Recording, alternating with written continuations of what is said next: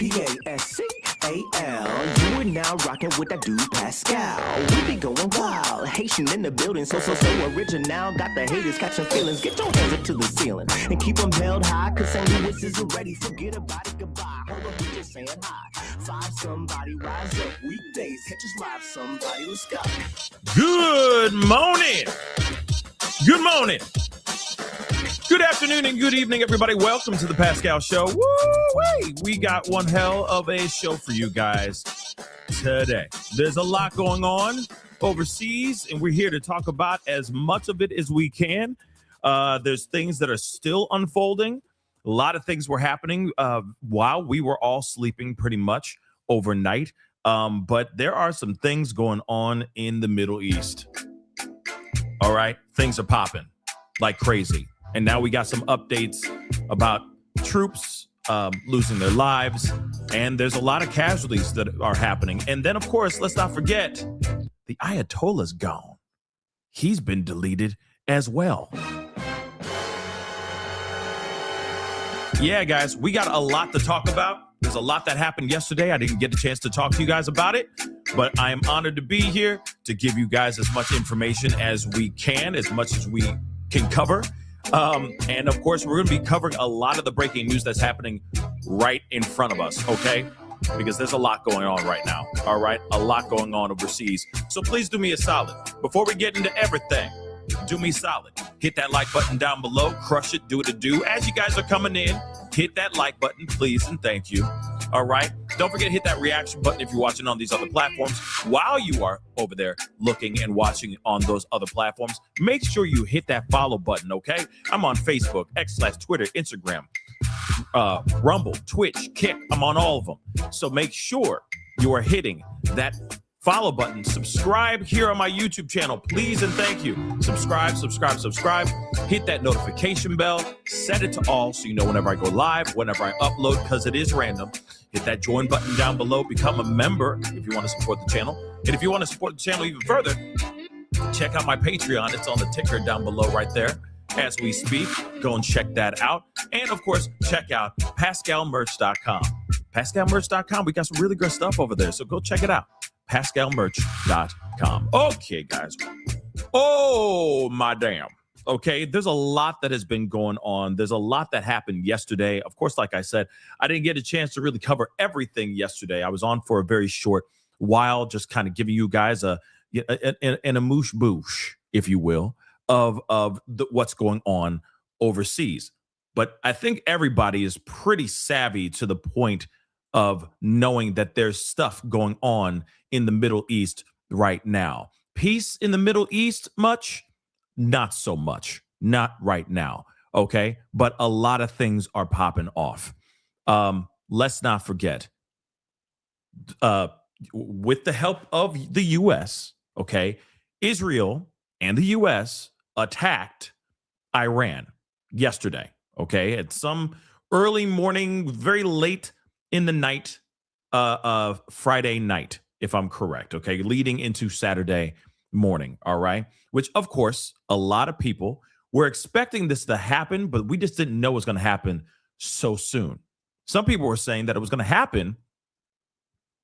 They said that it was going to happen. People were predicting that it was supposed to happen today. Like Israel and America were supposed to go and attack Iran, right? On Sunday, today, but instead they moved the date, allegedly. And then, of course, they struck. Now, Iran, they're not happy about this, not one bit, which is weird because you got people that are upset. They're protesting. They're angry about about many factors, which we are going to be talking about here very shortly, especially the fact that their leader and a lot of these high-ranking individuals all got deleted yesterday as well. Like all of them gone. Not only just the Ayatollah, 5 other officials also lost their lives as well, including the Ayatollah, the supreme leader. Pretty insane stuff. So there are people out here in the streets that are upset, and there's some people that are very excited and happy about this turn of events. Okay. and I'm talking about the Iranian people, not just Americans. I leave the Americans' opinion about all this. I'm going to set that off to the side for a second, okay?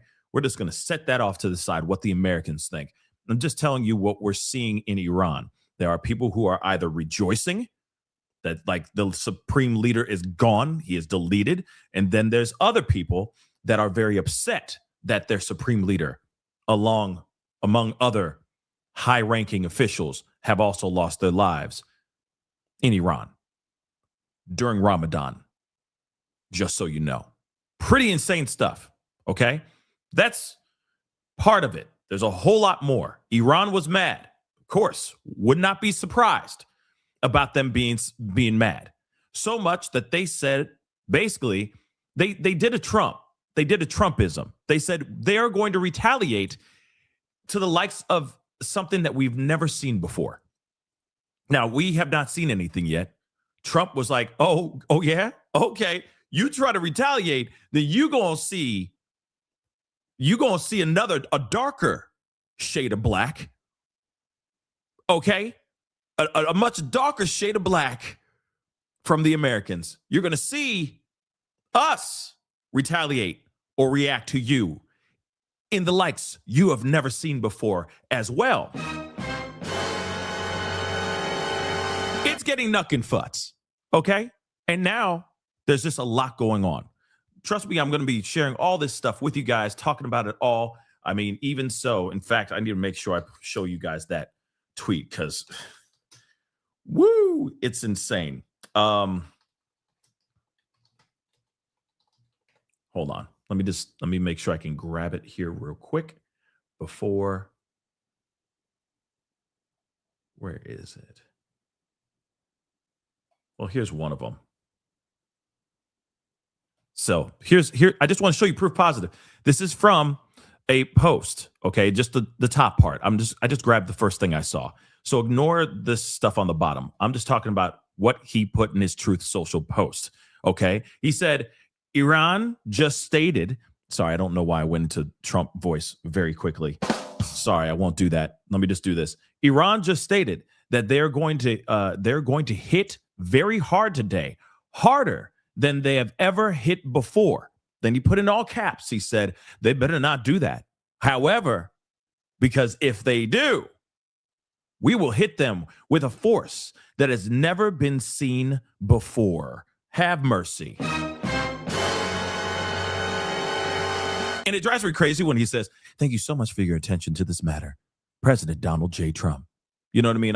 It's like almost like his stamp of approval. Like, you know, my name's Donald Trump and I approve this message. You know what I'm saying? It's crazy. But he said that.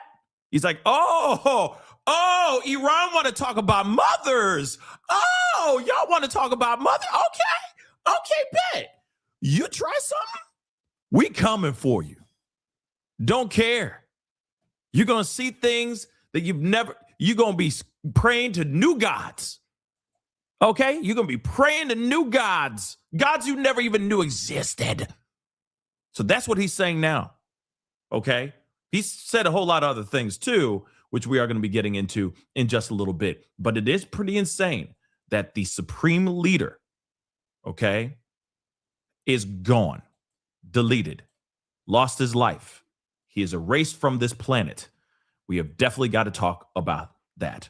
Let's take a listen to this. Confirming that Iran's supreme leader, that's coming into us from Fox. I'm going to have our producers behind the scenes change the banner. But right now, this has just been confirmed, Brian, over the air, that Iran's supreme leader, the Ayatollah, has been killed in those strikes. Fox is now reporting that on screen. They're having their reporter speaking on it now as he's live in Tel Aviv. But once again, folks, for just joining us here at home, we've been waiting for this information. We had gotten some insight before from our partners there at Reuters. They were able to talk to us to let us know that Netanyahu, the prime minister, as he just had statements a little while ago, said that there were signs that the prime minister, that the Ayatollah was no longer anymore. This is what he said, according to Aisha Hasni with Fox News. This morning, we have destroyed the compound of the tyrant Khamenei, many of the signs showing that he is no longer. That is exactly what he said in his speech We have just been informed by Fox News confirming that Iran's supreme leader, Khamenei, is now been killed in these strikes. And so as we're getting this breaking news, and we still have Brian on the line here, Brian, I'm going to have you jump in here once again as we're talking about this.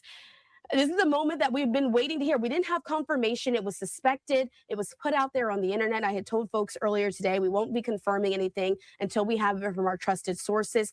But a huge moment to see that Khamenei has now been pronounced dead. Yes, crazy. And I would guess that he is not the only one.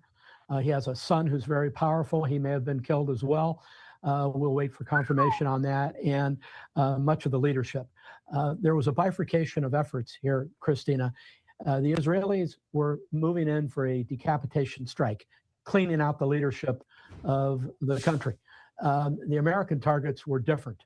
And so the Israelis have exacted the ultimate punishment to the Iranian leadership. Now, what happens after this is what's going to be very interesting. The Revolutionary Guard there, the military, very oppressive people domestically, they have a choice to make. There's now a power vacuum, potentially, if it's not only Khamenei who's gone, but the leadership, to do exactly what Donald Trump asked them to do, which is lay down your arms, and you'll get what he called immunity, so that the people of Iran may rise up and form a new government. But this strike against the leadership didn't just kill the Ayatollah. It probably killed many other people in the leadership. And so there you have it. That's from Bill Maluzhin. He's citing Trey Yanks, who is now reporting with Fox News on this newest information, that saying a senior Israeli official is the one who confirmed to our colleagues that Iran's supreme leader is now dead. And so we're watching all of this again unfold in real time alongside with you. And so it was the Iranian supreme leader who was killed in these strikes as a part of this massive joint military operation between the United States and Israel. Israel's ambassador told this also to officials in Washington, D.C. Other officials are now confirming to different media outlets all around the United States that this is true. The 86-year-old Khamenei led Iran for 35 years, making him one of the world's longest-serving authoritarian rulers. His death, though, is a massive blow to the regime and could accelerate, as we've been speaking with here with Brian, on its collapse, which the United States and Israeli forces have staged as a goal of this operation. The killing is going to continue to set off a succession crisis with no clear answer, as Brian was just discussing. I do want to note that under Iran's constitution, a council of clerks is meant to select a new leader, supreme leader. But Israel's strikes have also targeted senior Islamic Revolutionary Guards, that's the IRGC that we've been speaking about, their commanders and political leaders as well, leaving the regime's chain of command in disarray at this moment. And so that's the latest breaking news just coming into our newsroom. Fox News now. I mean, of course, you know, obviously there's a lot still going on. We're seeing all kinds of devastation. We're seeing it's getting crazy out here. Hold on, I'm pulling up a few things. Just rock with me, because there's a lot of news that's happening. Apparently, there was a ship that just went down, is sinking right now as we speak, or was sinking a little bit ago. Still could be sinking. I don't know. This is just there's a lot going on. This is absolutely insane. There have been remarkable developments. Let me just pull up a few more things as we continue. Where the heck did it go? There it is. Take a look at this. In the Middle East over the past 24 hours as part of Operation Epic Fury, a joint attack on Iran by the United States and Israel. Iranian state media has confirmed the death of Iran's head of state, 86-year-old Supreme Leader Ayatollah Khamenei, a man that President Trump has called one of the most evil people in history. Iranian media reports that Khamenei's daughter and grandchild were also killed in the strikes. Take a look at this. This is an image of the Ayatollah's compound that was destroyed in an aerial attack. also confirmed dead the commander of the Islamic Revolutionary Guard Corps, the secretary of the Iranian Defense Council, and the chief of the country's armed forces. President Trump, in a pre-recorded announcement of the attack, endorsed regime change in the country, telling Iranians to rise up and take control of their government. Iranian officials have pledged a massive retaliation with, quote, no red lines against American and Israeli targets in the region. Casualty counts include at least one person in Israel, one person in Dubai, and 4 people in Syria reportedly killed in Iranian attacks. In Iran, the Iranian Red Crescent says more than 200 people have been killed and around 700 injured. U.S. Central Command reports that there have been no U.S. casualties, that no U.S. Navy ships have been struck by Iranian missiles or live fire, and that damage to U.S. installations in the region is minimal and has not impacted operations. Iran has been able to launch retaliatory strikes with some success, including a recent barrage against U.S. bases and Israeli military headquarters. But right now, it's not clear how much more firepower Iran has in its arsenal. Also unclear who's even directing Iran's military and security forces right now as we wait for new leadership to emerge. Here in the U.S., there were celebrations by Iranian Americans in Los Angeles who are hopeful that regime change can mean a new and brighter future for Iranians. And overnight, there were new explosions in Tehran, the Israeli military launching a new barrage of strikes on Iran. As we mentioned, President Trump sent out a truth post overnight. He is starting his day at Mar-a-Lago, is expected to return to Washington tonight. NBC's Julie Sirkin joins us now from West Palm Beach with the latest. Julie, what are we hearing from the president and the Trump administration as we are now more than 24 hours into this operation? Joe, the president overnight is warning, as you mentioned, Iran against that even bigger retaliation that government has promised. He posted on Truth Social saying they better not do that. However, because if they do, we will hit them with a force that has never been seen before. Of course, this is a president who is now waking up on day 2 since those strikes that were launched on Friday overnight. Now, I'm going to ask you guys this. Do you think that this is going to be something that continues on and on and on? Or do you think that this is going to be done in like 12 days? Remember, there was the 12-day war, right? And Trump was very proud of that, right? He swooped in, he handled the problem, and then he kicked rocks, right? We flew in, we did Operation Midnight Hammer, okay? And then we kicked rocks. We left. And then they said, oh, okay, yeah. So they did that. So we just going to stay quiet. Damn. That's what happened. That really did happen. Right? Remember, Trump was like, they don't know what the F they're doing. And then he got on his helicopter. And then the very next day or something like that, that's when Midnight Hammer happened. Right? And then basically, they started the fight. Right? But America came in and finished it. Right? And then it was done. And then there was apparently peace and understanding, where they weren't going to be firing off missiles at each other or anything like that. You know what I'm saying? So that's what happened. Do you think that this is going to be the same situation all over again, or do you think this is different? I'm going to tell you, okay, my opinion. I don't think, yesterday I was like, man, I think that this is going to be a one and done type of thing, right? I said it yesterday. I was like, America ain't nothing to mess with. We know that. I think we all know that. Okay? Dogs know it. The wind knows it. America's not to be messed with. But this just happened. You see what I'm saying? And it was almost like everything was quiet, everything was copacetic, everything was done. And then now, not only were their bombs dropped, but you also got to remember too, they took out the leader too. Remember that, y'all. They took out the leader too, y'all.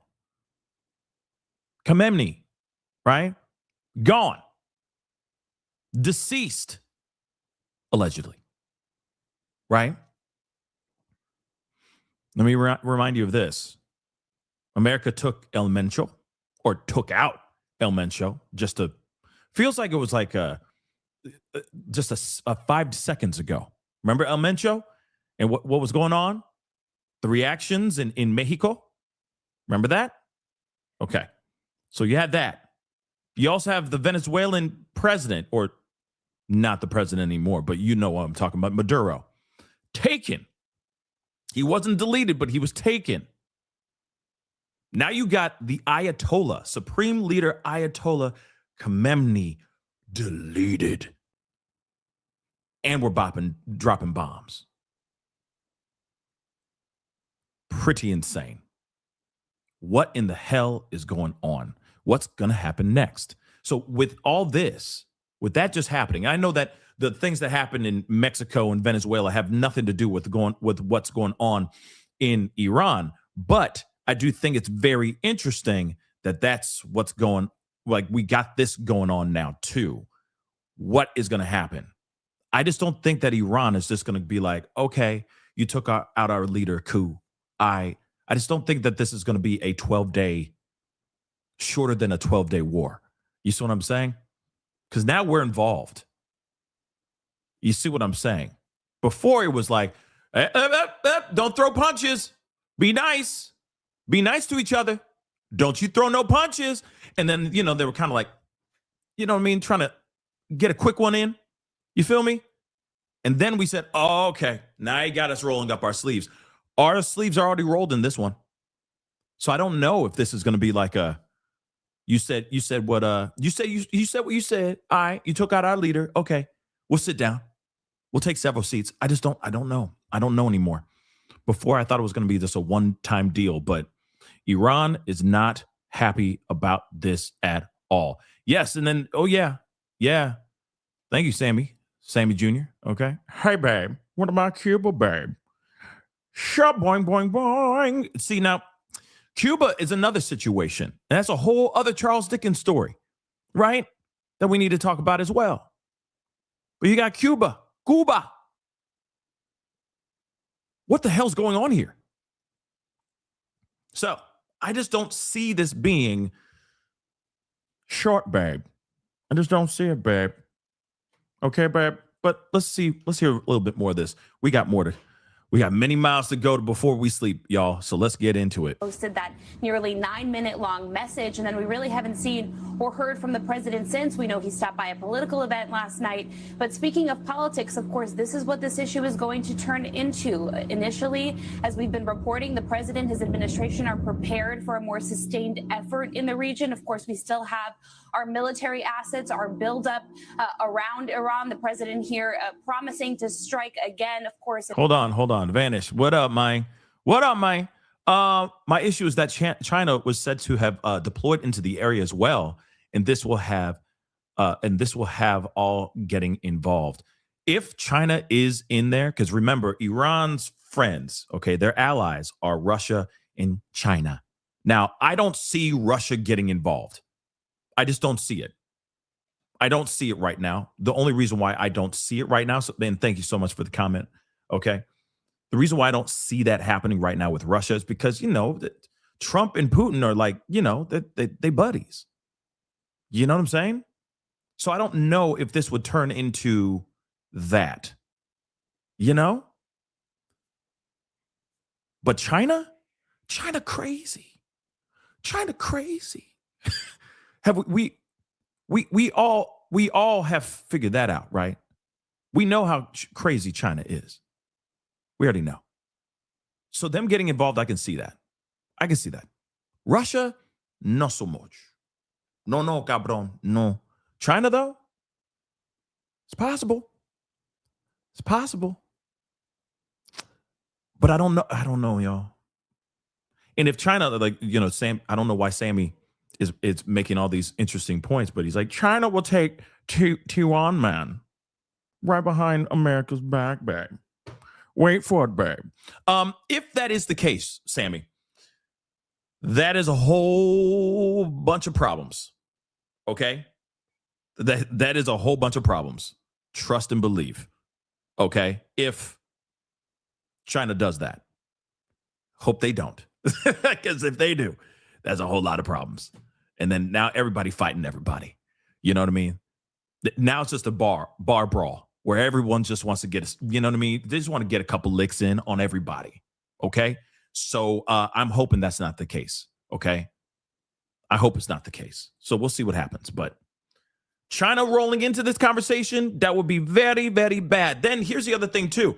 There's been a lot of concerns about sleeper cells getting sparked off here in the Americas as well. That you got people chilling, waiting for the, for the call, right?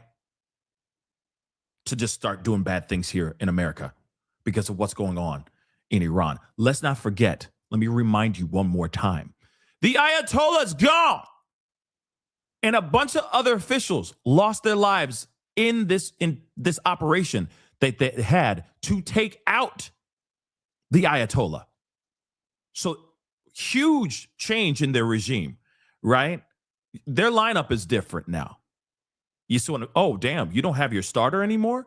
Word? They got to start all over again and find a whole new team, okay, to get excited about. Because Ayatollah and a bunch of other officials are gone. Like I said, I just don't know if Iran is just going to sit there and just be like, okay, I just don't see it. So if they retaliate, it might be pretty nasty.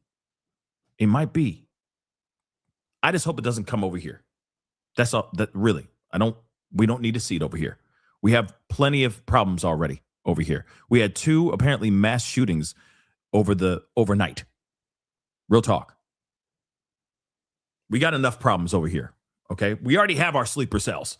And they're Americans too. Crazy, right? If Iran does anything, but he also put the onus on the Iranian people, the protesters there, saying this is their moment, this is their chance. He said in his comments yesterday that no president in American history has given the Iranian people this kind of opportunity to pursue regime change. Of course, something that is extremely dangerous for the Iranian people. Thousands of them have been killed in an uprising several weeks ago in Iran. There were economic reasons for why the Ayatollah, the Iranian regime, was weakened at that point. Israeli strikes that happened last year, American strikes that targeted nuclear uranium enrichment sites last summer. This is why the president said this is the moment that was ripe for the U.S., the Israelis to strike. You'll remember that, of course, there were peace negotiations even up until Friday. That's what even the Omanis were pointing to, for example, as why they were surprised that the U.S. decided to take this step. But ultimately, the president agreeing to these strikes and also agreeing to a prolonged, sustained campaign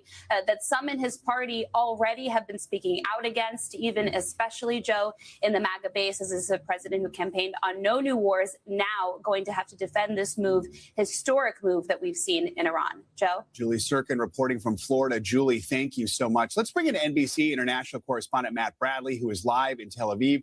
Matt, tell us what the situation is like there right now in Israel and some of what we are hearing from the Israeli government now more than 24 hours into this operation.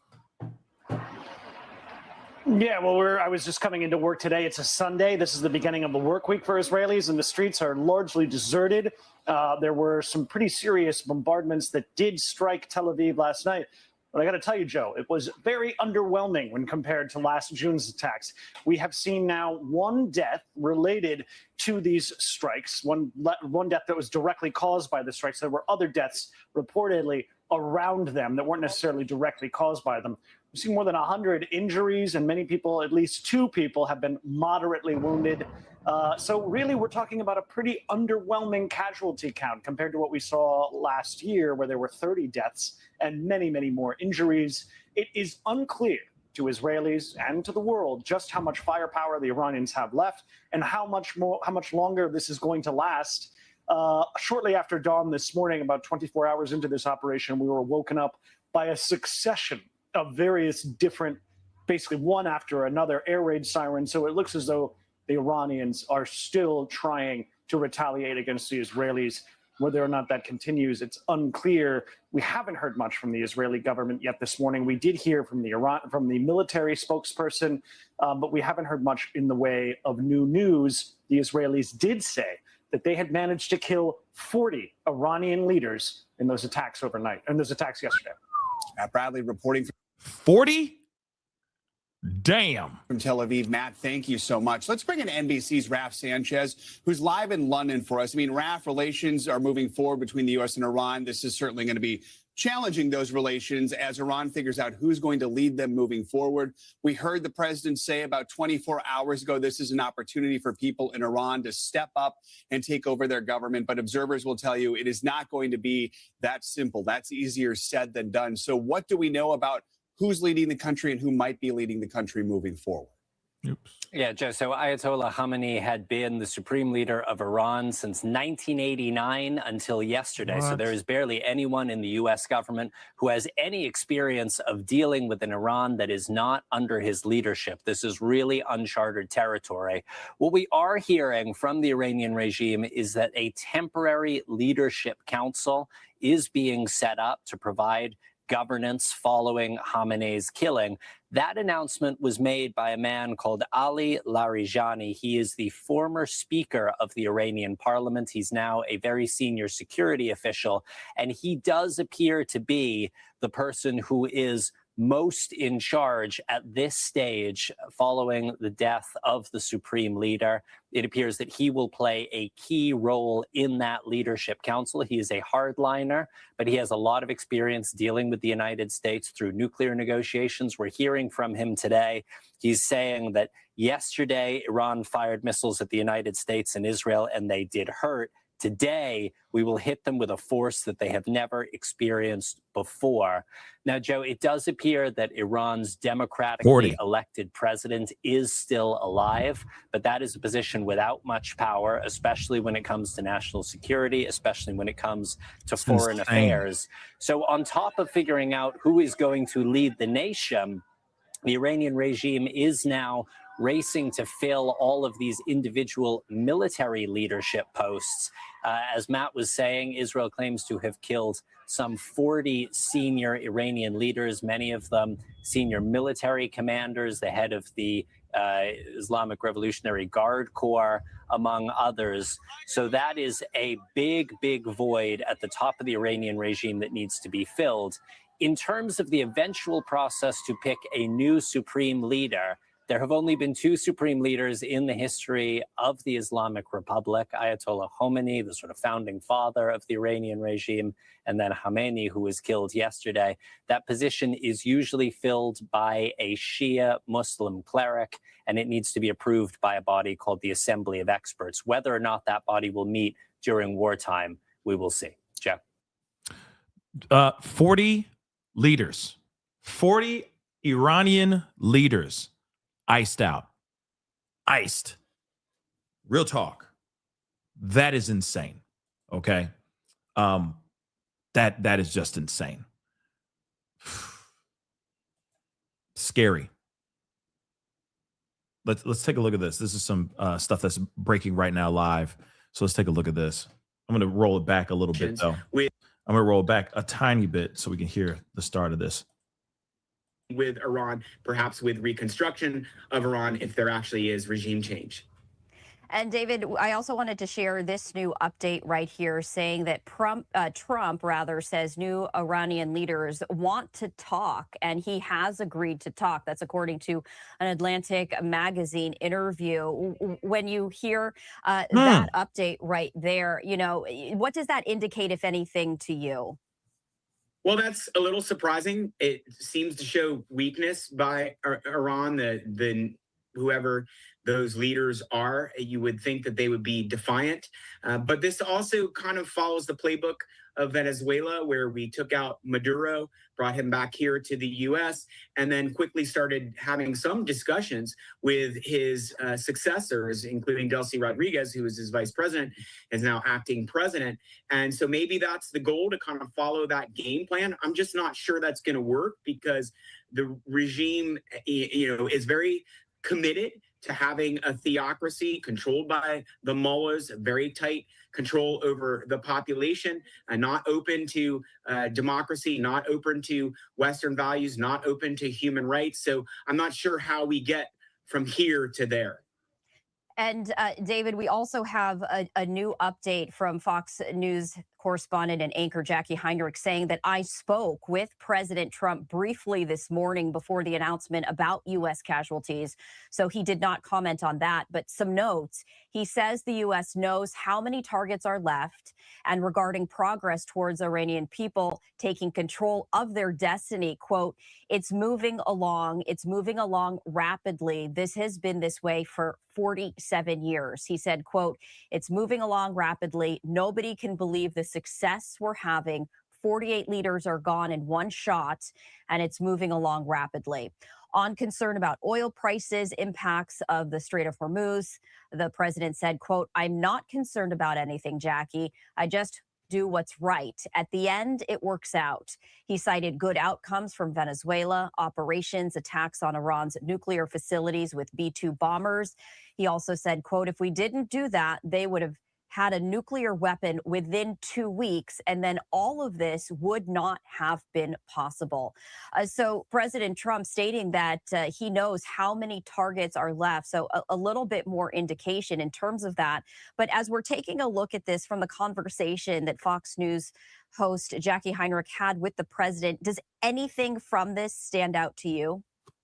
Well, there's a lot to unpack there. Let's take his comment that they know how many targets are left. That kind of suggests that there's some end point here, that there's kind of a finite strategy, and that once they complete hitting each of the targets, they may back off and cease hostilities towards Iran. But again, I'm not sure that's going to result in regime change. The president seems very positive and optimistic about regime change there, and that would be great for the people of Iran. They deserve to have regime change. But when he talks about they're making progress, what we're hearing from on the ground in Iran doesn't suggest the type of progress yet. Maybe it will happen, but it's going to take people in the streets taking back government buildings, kind of doing what happened in 1979 when there was the last revolution that put this regime in place. They're going to have to retake the government buildings. There's going to have to be defections by the Iranian military, maybe even by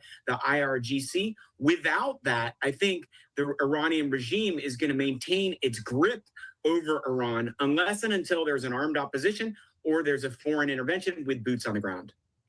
This operation is extremely complex and likely was months in the making, you know, and from the quote that Jackie Heinrich has here from President Trump saying, quote, if we didn't do that, they would have had a nuclear weapon within 2 weeks. And then all of this would not have been possible. Can you talk a little bit more about the critical timing and why now it was so important to have this mission?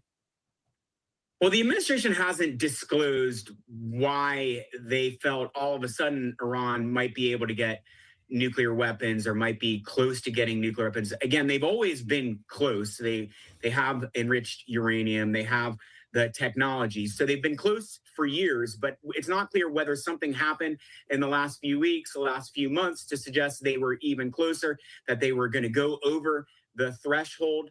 I think it's more likely that they just remained as close as they were before, which is too close for comfort. And the president is right that if Iran gets a nuclear weapon, everything changes, because then they can hold the world hostage by threatening to use that nuclear weapon if they are attacked. So it's important we do this before they get nuclear weapons if this is necessary. And this should always be a last resort, using military violence like this. But it's not clear what caused the president and Israel to think this was the time. We do know that there was this meeting that the Supreme Leader Khamenei was going to yesterday with other key leaders of Iran. And it seems like the strikes started because they saw that as an enormous opportunity to take out the leadership. You see that? You hear that? It's like, hey, they're all going to be in one place at one time. Why don't we strike then? Right? I mean, if he's going to be in the same area, in the same room with a bunch of other leaders as well, then we can just get them all out. Like, we can just take care of it in one fell swoop and be done with it, right? So again, this is very crazy that they did this, right? Of the regime, and that, I think, dictated why they did it at that time yesterday. That the other question is, like, what is it? What was that meeting going to be? Right? What was going to be said, or what were they going to have talked about or discussed in that particular meeting with Khamenei and all of these other faces, right? All these other names and all that. You know, I'm very, very curious about that, right? But I want to show this to you guys as well. This is from earlier today. This is people reacting. Okay, protesters stormed the U.S. consulate in Pakistan after Iran's attack.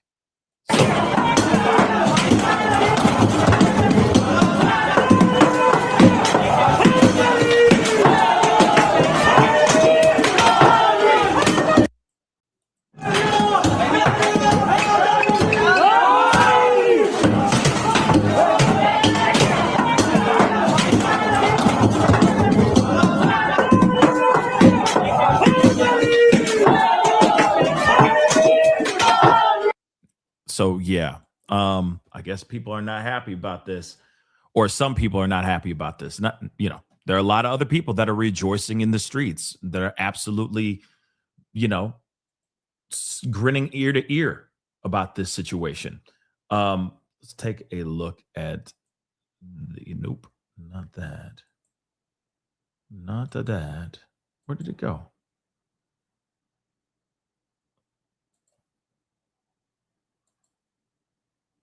Here we go. Take a look at this too. This is crazy, guys. What are your thoughts on this? You know, are you for this? Are you against this? Here's the other thing too. I want to point this out. Remember El Mencho, right? Remember that guy? He got iced. You know, he was part of a huge cartel. You know, down in Mexico, there was obviously a lot of upheaval. There was a huge reaction to the fact that he was taken out, literally, bang bang, right? And we all said, hey, well, that doesn't make any sense. You take out you take out the head, but you know for a fact, 5 more people are going to, 5 more heads are going to sprout from the head that you just cut off, right? And in my head, I'm like, why didn't they either get him and get some other people, or take out the whole cartel or a good portion of the cartel? They didn't do that.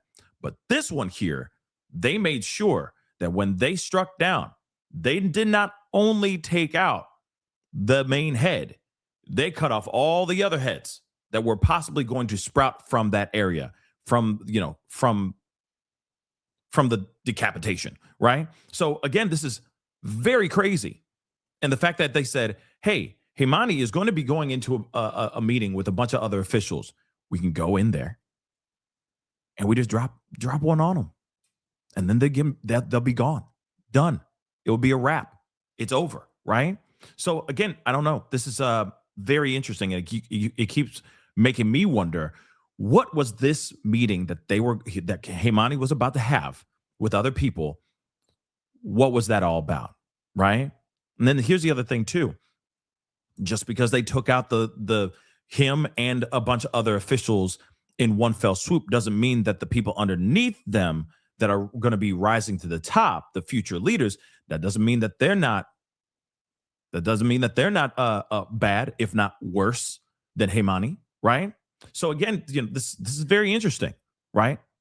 And of course, Trump said this is an opportunity for this is the once in a lifetime opportunity for Iran to have a full on regime change, make different choices as far as their their elected officials, etc. And so, what's going to happen here now? What's next here, right? Geopolitical just said this. Breaking: Iran hit USS Lincoln aircraft carrier with 4 hypersonic missile. What? Whoa, I'm gonna have to look that up. Okay, give me a second. Let's play this though, because this is also news about the American troops actually losing their lives. Michael, we just got a breaking news update from CENTCOM that as of 9:30 this morning, 3 U.S. service members have been killed in action and 5 seriously wounded as part of Operation Epic Fury. Several others sustained minor shrapnel injuries and concussions. They are in the process of being returned to duty. Major combat operations continue, and it says, quote, our response effort is ongoing.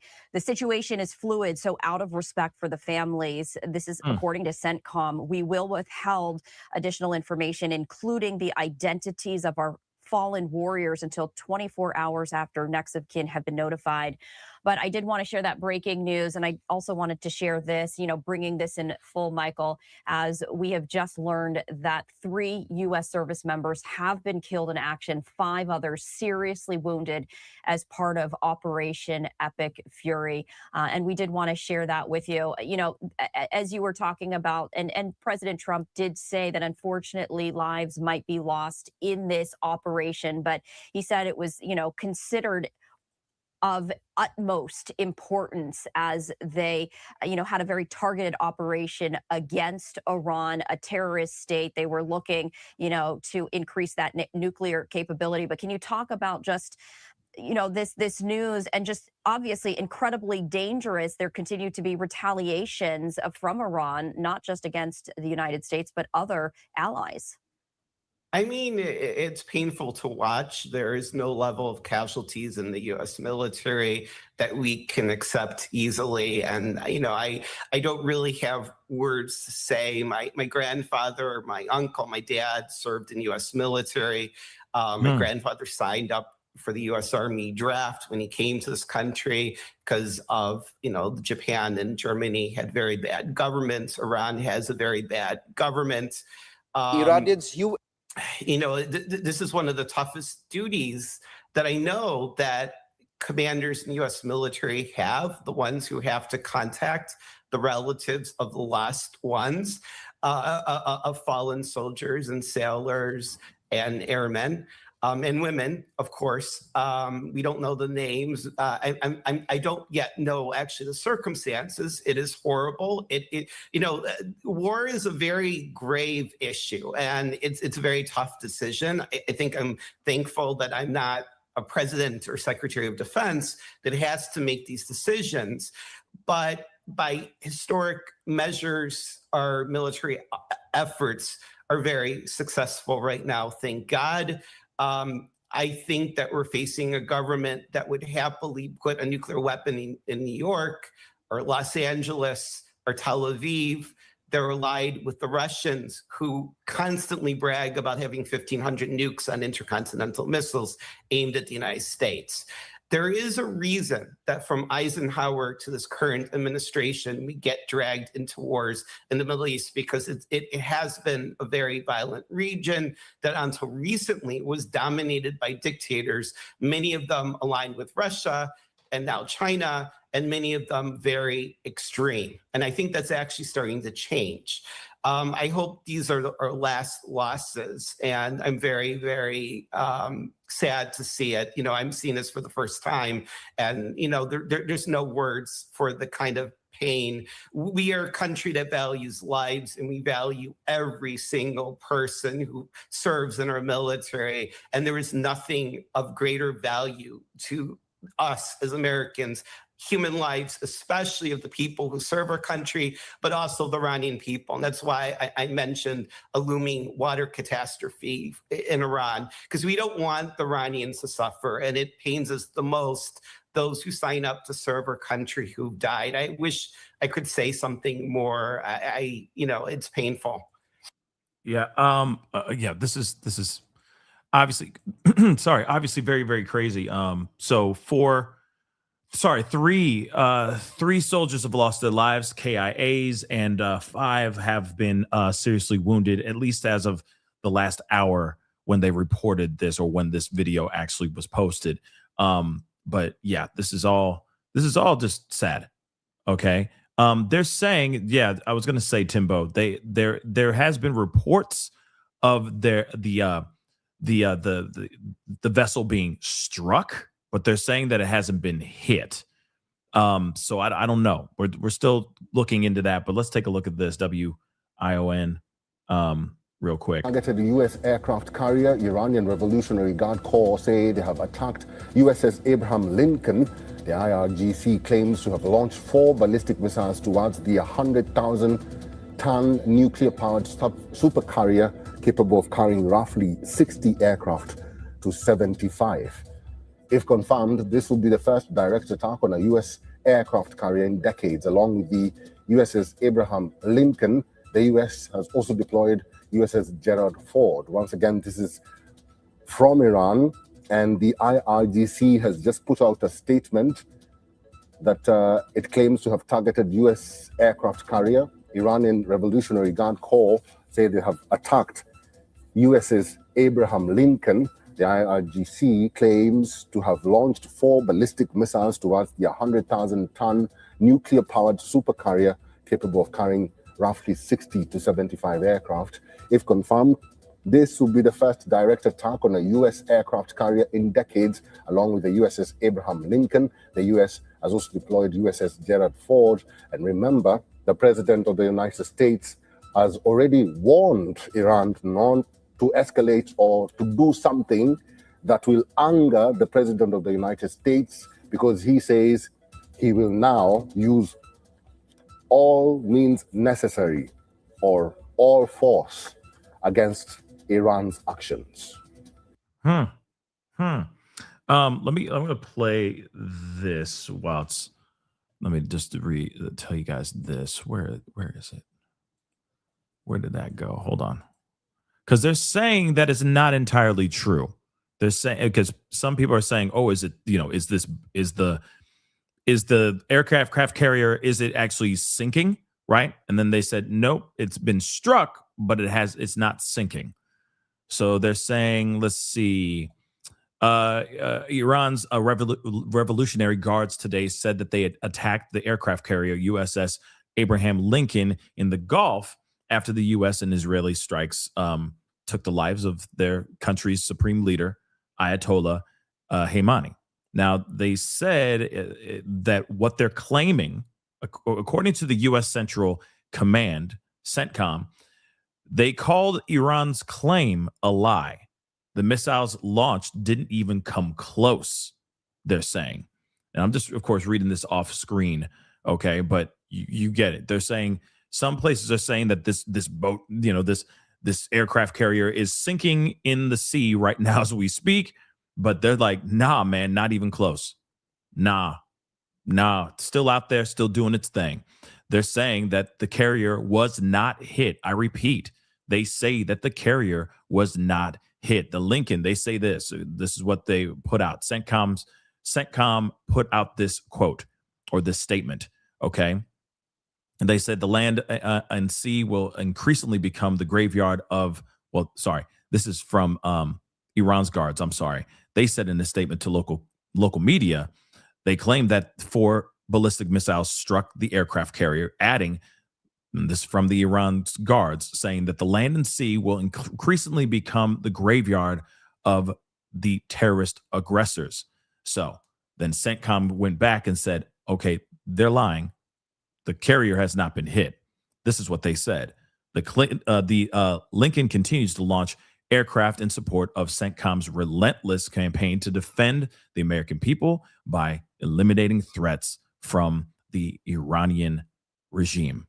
So this is what they're saying right now. This is all coming from CENTCOM. They're saying ship is not currently sinking to the bottom of the ocean. That is a lie. Interesting. Iran says one thing, America's saying something else. Okay. In another post, CENTCOM said its forces struck an Iranian class corvette, during the start of Operation Epic Fury. So the ship is currently sinking to the bottom of the Gulf of Oman at a specific pier. As the president said, members of Iran's armed forces, the IRGC, and police must lay down their weapons, abandon ship. This is what CENTCOM said. So again, Iran says one thing, saying like, "Yo, we mucking them up. we're destroying this aircraft, their aircraft carriers. Look at that. And they're like, and America is basically saying, no, you lying. In fact, we're sinking your ships. We sink your battleship, not the other way around. So get it right, which is insane, right? That is insane. But that's what's going on right now. That's crazy. I'm going to pull up a few more things here. Hold on. All this is going on in real time. This is just insane. Hold on.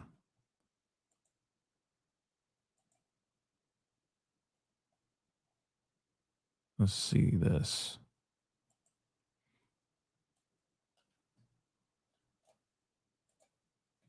And of course, don't forget to hit that like button down below, please. And thank you guys. Hit that like button down below. Yeah, we're seeing like a he said, she said thing, if that makes any sense. One side saying like, we sunk your battleship. And then the other side's like, oh, no, not even close. Nice try. But no, we still out there sailing in the ocean, right? Very, very interesting. Let's take a look at this. Unger Sorgo and host of News Nation's Batia. Batia, it's good to see you. Thanks for waking up for us this morning. Thanks so much for having me, Hannah. It's such an honor to be here with you. I haven't had a chance to talk to you since all this broke. What is your reaction to what we're seeing in the last 36 hours? I mean, obviously there's a sense of jubilation at hearing that this person who wanted to kill every American, let's not sugarcoat it, is dead. We don't know yet how much of a success this is.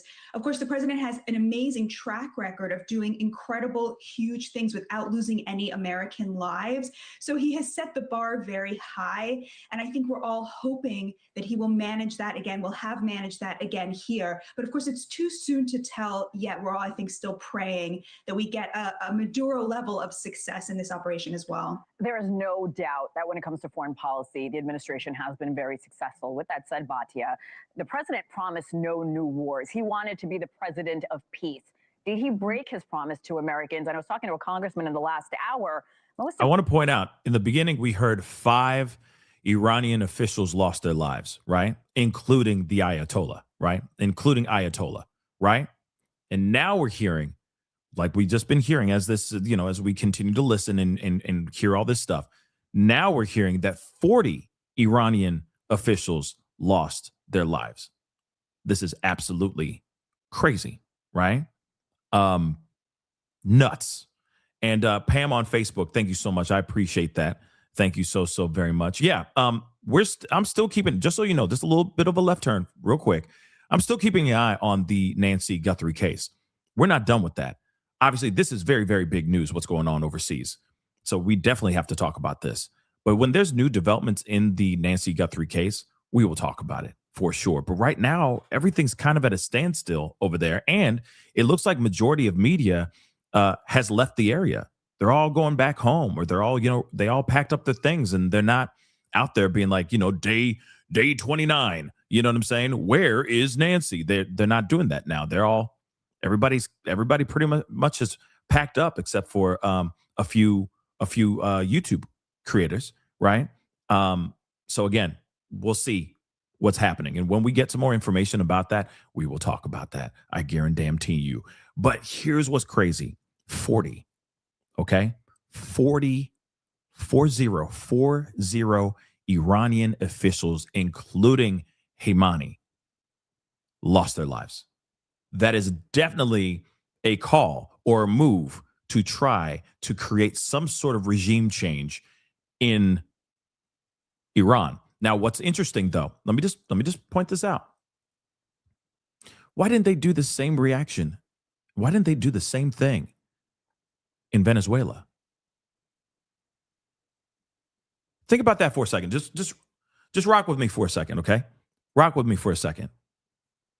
They go in, they fly in, they do their operation, best operation was a perfect operation, right? They go in, they do their thing, they nab Maduro and they bring him back to America so he can face justice, right? Didn't they have opportunity? You see what I'm saying? Because they're talking about regime change down there too in Venezuela. But that's not how it went down. They just arrested him. They detained him and his wife and took him to America. They didn't delete him. They didn't delete 40 other people as well. And they talked about a regime change going on in Venezuela. But all they're doing is the vice president has taken over, and that's it. So what kind of regime change is that? There was no regime change. His successor, is running the country right now, right? So I am kind of curious about that. Why this one, they took out 40 Iranian officials, y'all. Do you know how crazy and wild that is? Think about that for a second. Put that in your pipe and smoke on it for a minute, right? That is insane. You got 40 officials, and there was a calculated attack. We already know that it was a calculated attack. They already have a name for it. Operation Epic Fury. Okay? Even hearing that, you instantly hear Operation Epic Fury, not theory. Epic Fury. I can't talk now. But you get what I'm saying? It's interesting, right? It's interesting. They go in, 40 gone. 40 gone. You know what I'm saying? That's pretty wild. Now, obviously, we already know. Like this, let me just rock this for a second, okay? When it comes to Venezuela, we obviously have a whole lot of oil. That was our main focus. So why would they go with a full-on regime change when they can have full control over that president and then have full control over the oil? Sorry, guys. Think about that too. So of course they're not going to take out 40 officials from Venezuela. They don't really want a regime change in Venezuela. I mean, we all know that, right? I mean, we all not dumb. They want control over that oil. They want that oil. And if they do a full-on regime change, then there will be retaliation against America for, because they want to do their own thing. And that's their oil, not ours, right? Not America's. But if you have somebody in there that's shivering in their boots, scared out of their minds, knowing that, we are surging with this with these kinds of operations, then you have control over that person. Therefore, you have control over the oil. Interesting, right? So then what the hell's going on over here then? Because it's also oil. Don't forget the beautiful, that flood, that beautiful black gold that's coursing through the veins underneath all of these Iranians right now. That's liquid gold, as Trump would say. That's liquid gold. We're going to drill, baby, drill, baby, drill. So I am kind of curious. Regime change like this, what does that mean? Are we going to swoop in and we're going to have control over this area too? Are we going to have somebody sat in a spot that is fully controlled by America as well? Like we're the marionette player. America's just tugging the strings, telling what this leader to do and what not to do. You see what I'm saying? Think about it for a second, because this has to do with oil too. It's not only just tyrannical leadership. It's also about that money, about that black gold, that liquid gold, right? I'll stop talking, but I am kind of curious about that. This is a very interesting situation, right? Very interesting situation. Let's continue. Americans don't want to get involved in any more foreign conflicts. 100%. And again, it's a little too soon to tell, but to me, the idea that he would put boots on the ground seems utterly far-fetched. Yeah. We have new reporting out of the Washington Post that the Saudis actually joined the Israelis in privately urging the president to strike. So he knew that he had this regional backing. And if you look at who's coming to help the Iranians, nobody. Where's China? Where's Russia? There's reporting out of the UK Sunday Times that the Russians are actually now considering security guarantees for Ukraine. So what the president has actually done is picked off the axis of evil one by one, isolating each one. So it's very hard for me to imagine that Iran will be able to hold on for very long. I'm praying and hoping that this will be over very quickly. Like you said, the American people have absolutely zero appetite for boots on the ground style warfare. However, we're seeing already polling showing that 54% approve of this strike. So he has a lot of wiggle room here in terms of the approval of the American people. 54%. of the American people approve of this attack. But here's the thing. I think this is something that we all can agree on. Okay. We don't want to go to war. We don't want to see boots on the ground in Iran again. We don't need to see that. You see what I'm saying? So again, nobody wants to see war. No one wants to see their loved ones, get deployed out to Iran all over again. I think that we all can agree on that. But then there's other people that are for these strikes. But here's the thing. If it starts and ends with this, right? It'll be then that's one thing. But if it escalates and then next thing you know, we're back in Iran, we're back in the Middle East in another war. That's where I feel like a lot of people are going to be pissed off, y'all. A lot of people are going to be pissed off. And here's the other thing, too. Eventually, Iran is going to run out of resources. Their boom booms, their missiles, etc. You know what I mean? They're going to run out of stuff eventually here. But it may not happen. It may not happen fast enough. It may not happen soon enough. They could keep doing this for weeks. You never know, right? So, very interesting, guys. Very, very interesting. Let's continue, though. How does involvement in Iran help us here in the United States, Batya? A nuclear-armed Iran would have been an absolute disaster for us. They were acting like they were seeking peace. They were acting like they would want another, Obama-era style nuclear deal. But of course, they weren't willing to stop enriching uranium at all. If they had just said those words and agreed to that, we wouldn't have had this strike and the Ayatollah would still be alive.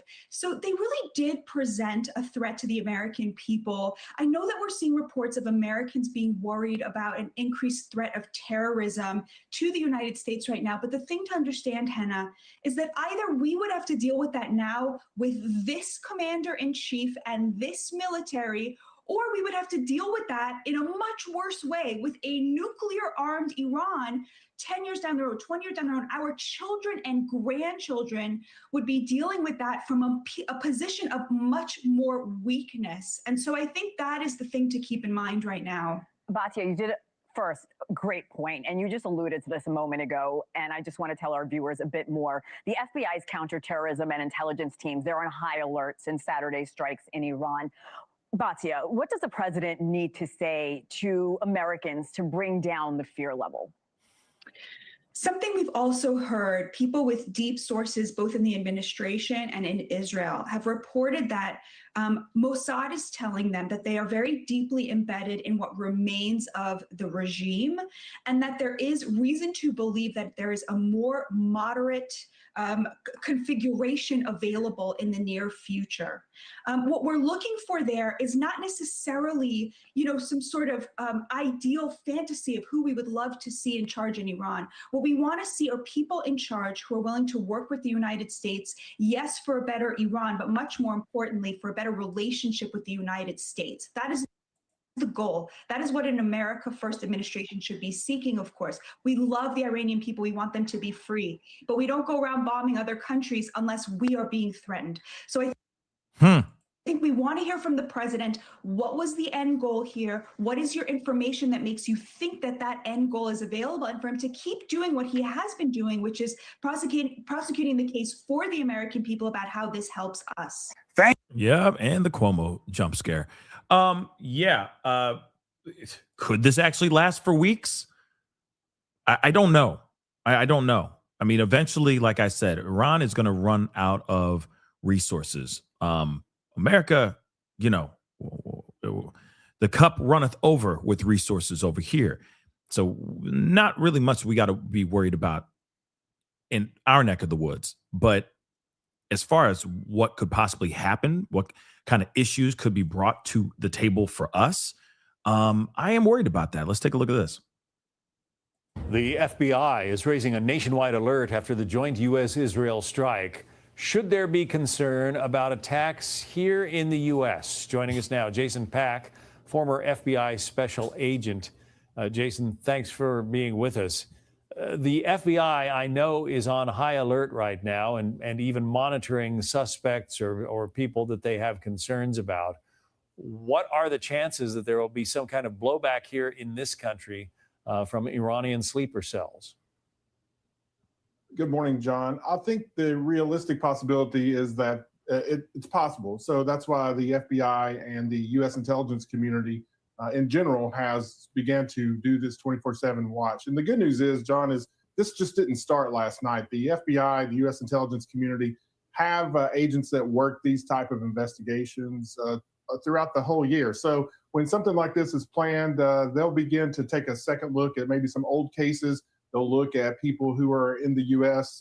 Who may have ties back to Iran, and they'll make sure to start taking a closer look at these folks.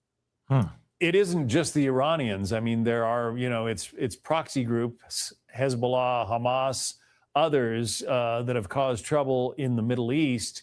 Do they have agents here as well? Yeah, that's a great point, too. There are FBI counterterrorism agents in each of the FBI's 56 field offices, and they specialize in these types of investigations, whether it's Hamas or Hezbollah or any other type of affiliated kind of groups. They'll have people who have intelligence into those groups. They'll have people who may be here that they've looked at through financial means, through human intelligence, through signals intelligence, all those types of things. But John, really the person that concerns U.S. intelligence the most isn't somebody sitting in Tehran or in some other foreign country. There are the people that are in this country that may see this as a signal to attack. Have they been waiting on this thing to happen, and was that their orders? And so that's really the question that keeps U.S. intelligence community up at night. Yeah, this all comes at a time when, because of the arguing in Washington, the Department of Homeland Security is partially shut down. What concerns do you have about that at this time? Well, the professionals at the Department of Homeland Security and the other agencies will work through this and worry about getting paid later. Their primary job is to protect the United States and its partners. So I know that the DHS has been providing intelligence briefs to state Homeland Security offices, and they're sharing intelligence between the FBI and the other U.S. intelligence community. So, is it an issue? Yeah, sure, but they're going to do what they got to do to keep Americans safe and worry about getting paid later. Interesting. Hold on. Lindsey Graham, we all know Lindsey Graham very well over here on this show. He actually said something. Operation Epic Fury has set in motion the end of the largest state censor of terror. The future of Iran will finally be in the hands of its people. Let's see what he said on Meet the Press. Take a look at this. The mothership of terrorism is sinking. The captain is dead. The largest state sponsor of terrorism, Iran, is close to collapsing. The leader of the largest state sponsor of terrorism and his inner team are dead.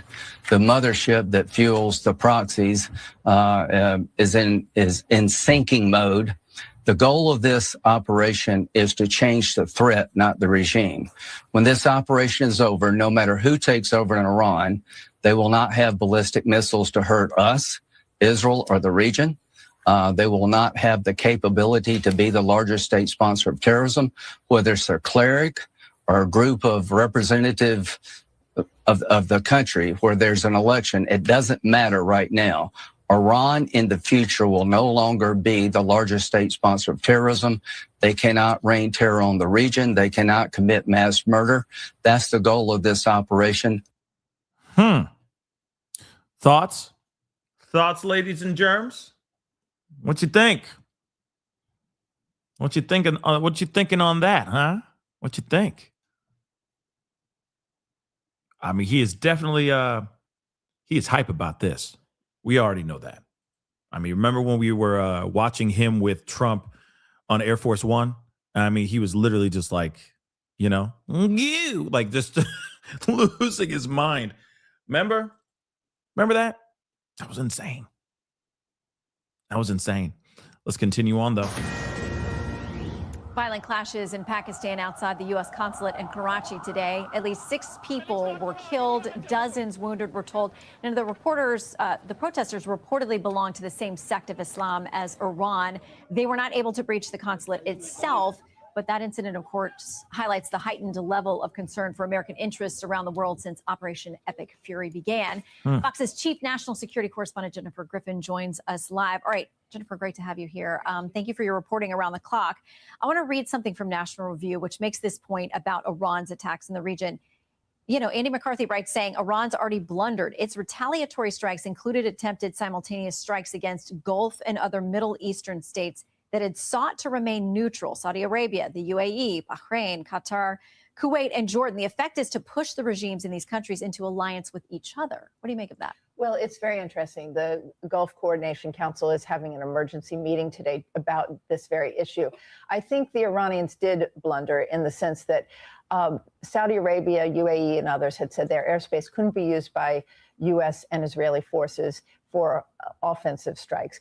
But as soon as they were attacked, all bets are off. And now those bases are able to be used. The airspace is able to be used. But more importantly, the UAE, for instance, which has had about 167 missiles strike it in the last 24 hours from Iran, they're likely to unleash as well. This has I think what the Iranians are trying to do is that they want to make it so chaotic in the Middle East that people, that they go to the UN and they get a ceasefire earlier, and that they live to survive to fight another day. But they may have miscalculated in this particular case. I want to ask about something the president said the other night in that overnight video that we got, where he sort of explained what was going on. He said to the members of the IRG, the armed forces, all the police, I say tonight, lay down your weapons and have complete immunity, or in the alternative, face certain death. How do you think that message will be received there? Well, I'm not sure who they're supposed to lay down their weapons to. There's no alternative leadership there. The U.S. is not sending a force in to occupy the country. There are no ground forces there. So who do you hand in your weapons to? Most likely what we'll see happen is that if anyone lays down their weapons and goes back to civilian clothes, they'll fade back into the population, but then they'll regroup. And this is what we see with Iran and what we saw in Iraq. You'll have sleeper cells. You'll have groups that then disrupt things in a different way, in a more asymmetric way. But it's hard to know what that meant exactly. Yeah. And as you say, protracted conflicts in that region are very, very difficult, never end well. All right, Jen, thank you very much. Joining us now, Senator Dave McCormick, a combat veteran having served with the 82nd Airborne Division as a paratrooper. He was deployed to the Middle East during the first Gulf War. Senator McCormick retired as a captain, now serves on the Senate Foreign Relations Committee and chairs the subcommittee that oversees the Middle East. Welcome back. Good to have you. How are you? Okay, so I want to get to the points that your colleague, Senator Tim Kaine, made there. He said there was nothing imminent here. There's no reason for this. Well, first of all, the president acted completely within his constitutional authority. For 50 years, Democratic presidents or Republican presidents have been making this claim. When President Obama took a military action in Libya, the very same argument was made by President Obama. And by the way, some of those same Democrats that are now saying President Trump is acting out of line were supportive of the Libya operation. So this is completely within his constitutional authority. He briefed the Congress as is required by the War Powers Resolution. He has 60 days, even under that resolution, before any further requirements come into effect. And what we need to focus on now. Well, here's the thing, because I know some people were talking about this. According to NPR, and I'm just going to read this really quick because some people are very much not happy about the fact that this was done. This was launched without the approval from Congress. Yeah. Let me show this so you guys can see this too. This is crazy. So they're saying that this was done without approval from Congress, deeply dividing lawmakers. So what we're just hearing from that gentleman right there, how much of that is actually true? Let's see what's going on here, right? So in an effort to limit the ability of the president to carry out sustained military action in Iran without approval of Congress is taking a new urgency after the U.S. and Israel launched strikes aimed at overthrowing the regime. Remember, this is the same thing that he did when he went and got Maduro. When he went in and got Maduro, he went behind the back of Congress. He didn't ask for their approval. He didn't send them a heads up. He didn't he didn't send out smoke signals or anything like that. All right. He just literally did that. Just like what he did here, allegedly. Okay. Which is wild. He did it behind the backs of Congress. So I know that I can only imagine, I can only assume that Congress is not going to be very happy about this. I think that's a fair bet, right? I feel like that's going to be a fair assessment.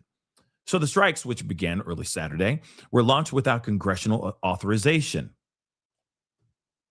Article 1 of the Constitution gives Congress, not the president, the power to declare war. Top congressional Democrats and Republicans that make up a group known as the Gang of Eight, party leaders from both chambers, as well as the Intelligence Committee's leadership, were notified by the White House shortly before the actual attack. So they're just like, yeah, have a great day, blah, blah, blah. Oh, by the way, we're striking Iran right now. See you later. But what? You know what I'm saying? Insane. And its reaction to the overnight attack has not split cleanly on partisan lines, though most praise has come from Republicans. Okay. So, of course, Senate Majority Leader John Thune and House Speaker Mike Johnson, which I'm not surprised that they would be, rejoicing over the situation. Let's just be real. Okay. Today, Iran is facing the severe consequences of its evil actions. This is what Mike Johnson wrote in a statement. Continuing, he says, President Trump and the administration have made every effort to pursue peaceful and diplomatic solutions in response to the Iranian regime's sustained nuclear ambitions and development, terrorism, and the murder of Americans and even their own people. Thune commended Trump for launching the strikes, saying Iran's nuclear ambitions, missile program, and support of terror groups has posed a quote-unquote clear and unacceptable threat to U.S. interests in the region. He says, I am confident it will successfully carry out the very clearly stated goals of this operation. This is what Representative Rick Crawford said, and he's the chair of the House Intelligence Committee. I would strongly advise the Iranian regime heed Trump's warning. So again, yes, it is split in the room, given the fact that he did this strike without approval by Congress. But there are some people in Congress that are like, no, he did the right thing. You know what I mean? He needed to do what he needed to do. And, we got people that are Trump, hardcore Trump supporters and believe that he can do no wrong.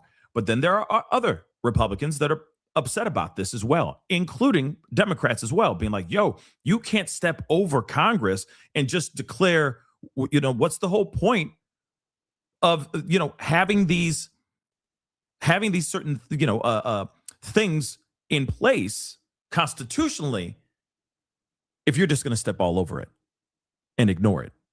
And I want to remind you, this is the second time he's done this. Second time. Remember a few months ago, Maduro. Congress didn't know a damn thing about that until it actually happened, till after the fact.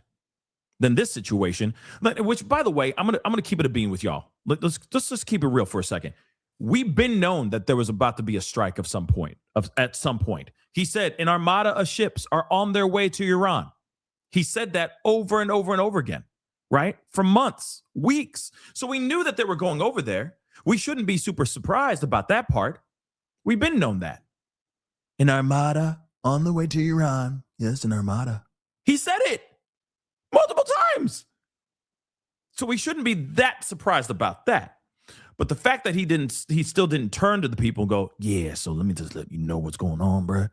All right, Congress, we about to do this thing. You feel me? Iran acting a fool, you know what I'm saying? So we just gonna go in there and just to drop it like it's hot. He didn't do that, though. He didn't bother to tell anybody anything. And he just did it. It's kind of like, oh, well, they're already out there, they're just right there, a couple miles away, Crazy though, right? Of course, you're going to have the people who are very supportive of Trump in every choice that he makes.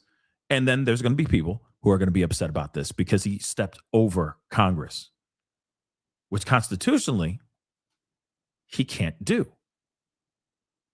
So, again, Article 1 of the Constitution gives Congress, not the president, the power to declare war. And he did it himself for the second time, baby. That's going to get some people mad. That's definitely going to get some people mad. But, you know, you're going to hear, watch, we might be hearing, because, you know, I play news clips from all places. Okay. It's not just, you know, Fox or CNN or ABC. I'm listening to all of them, right? You're going to hear different perspectives. You know, he's saying, well, he did the right thing. He could do no wrong. And then 2 seconds later, we'll listen to something on News Nation or CNN or something like that. And they're going to say something completely different. Like, this was unconstitutional. This was wrong. He should not have done this for the second freaking time. You see what I'm saying?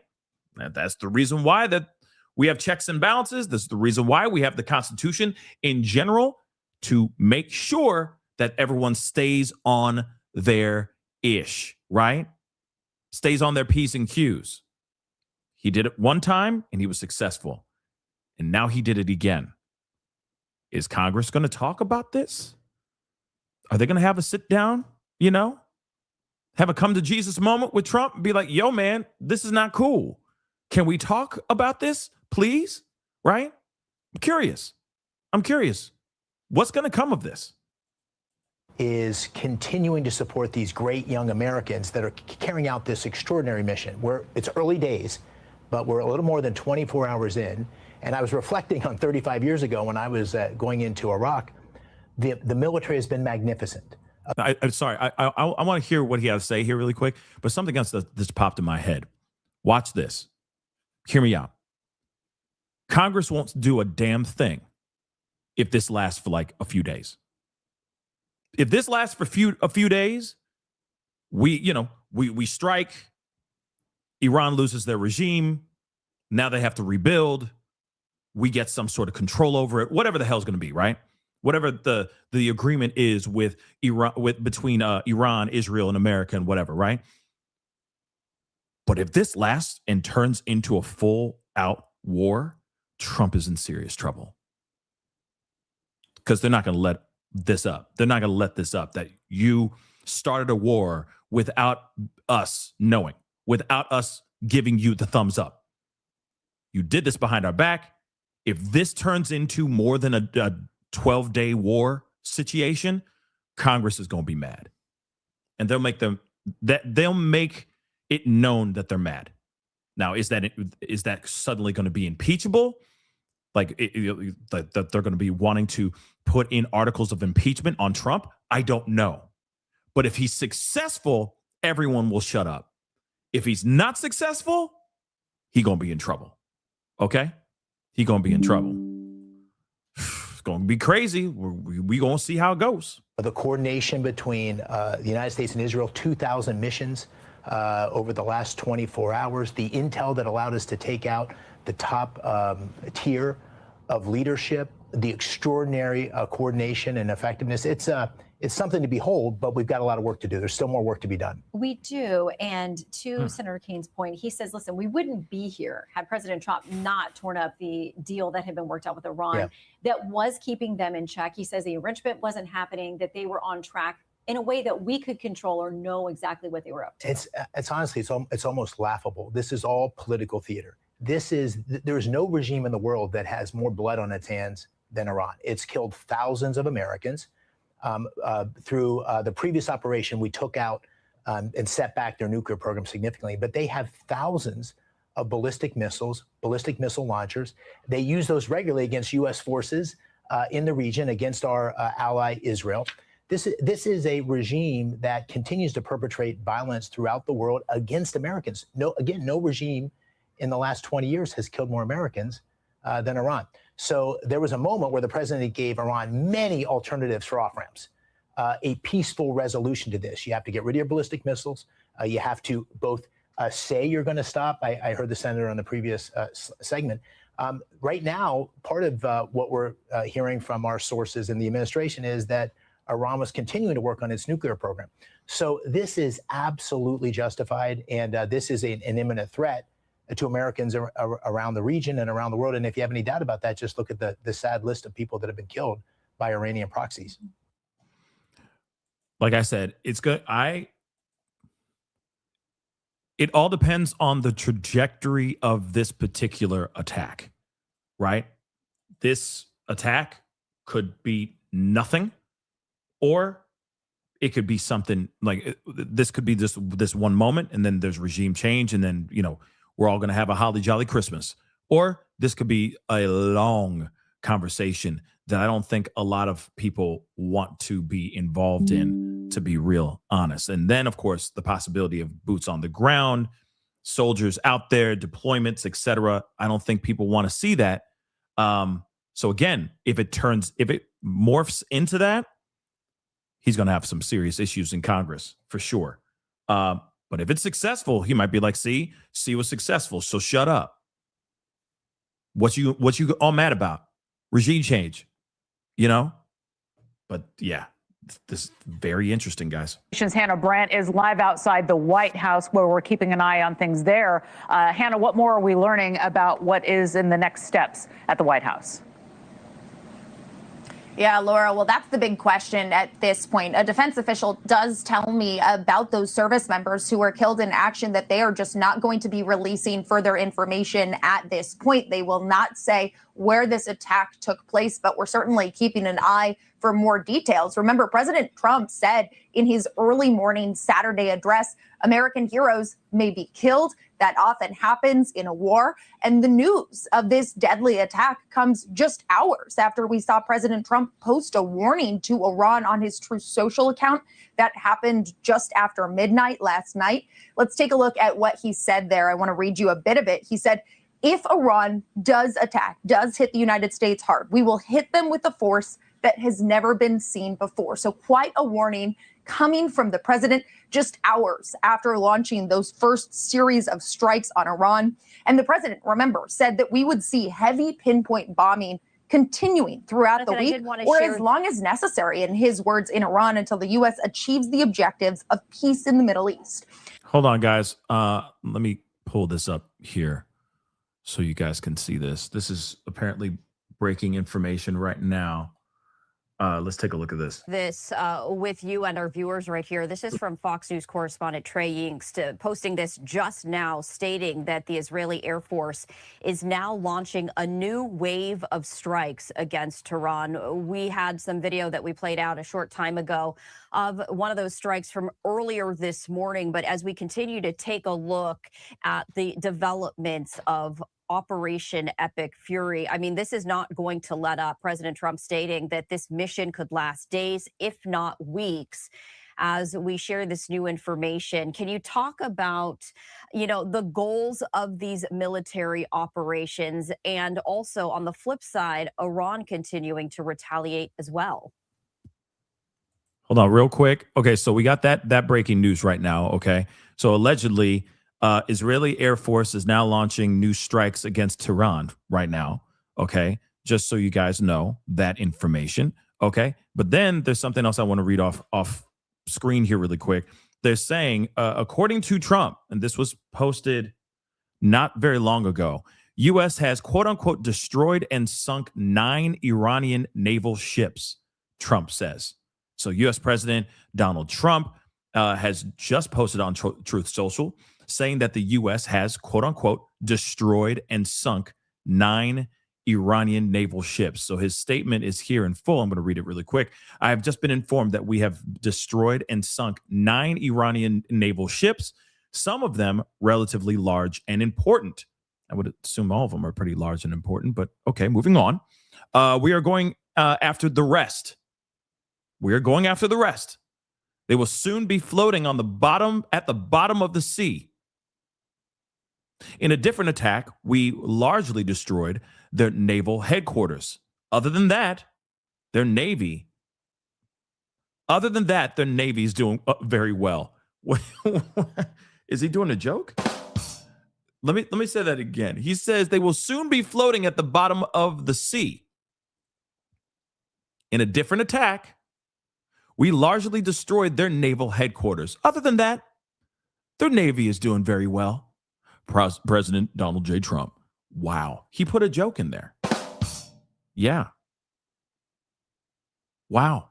So that's what's happening right now. UK government prepares for potential evacuation of nationals as well. British government officials are understood to be formulating plans to potentially evacuate UK nationals from the Middle East. This is unlikely to be imminent because airspace in the region remains closed. British nationals transiting through Dubai and Doha are being advised to remain indoors and in a secure location, and avoid traveling outside if possible. Some 76,000 British nationals are in the Middle East. They have signed up to the UK's government Register Your Presence scheme. Most of them are understood to be holiday makers in the UAE, okay? And those in transit at the UAE's major hub airports.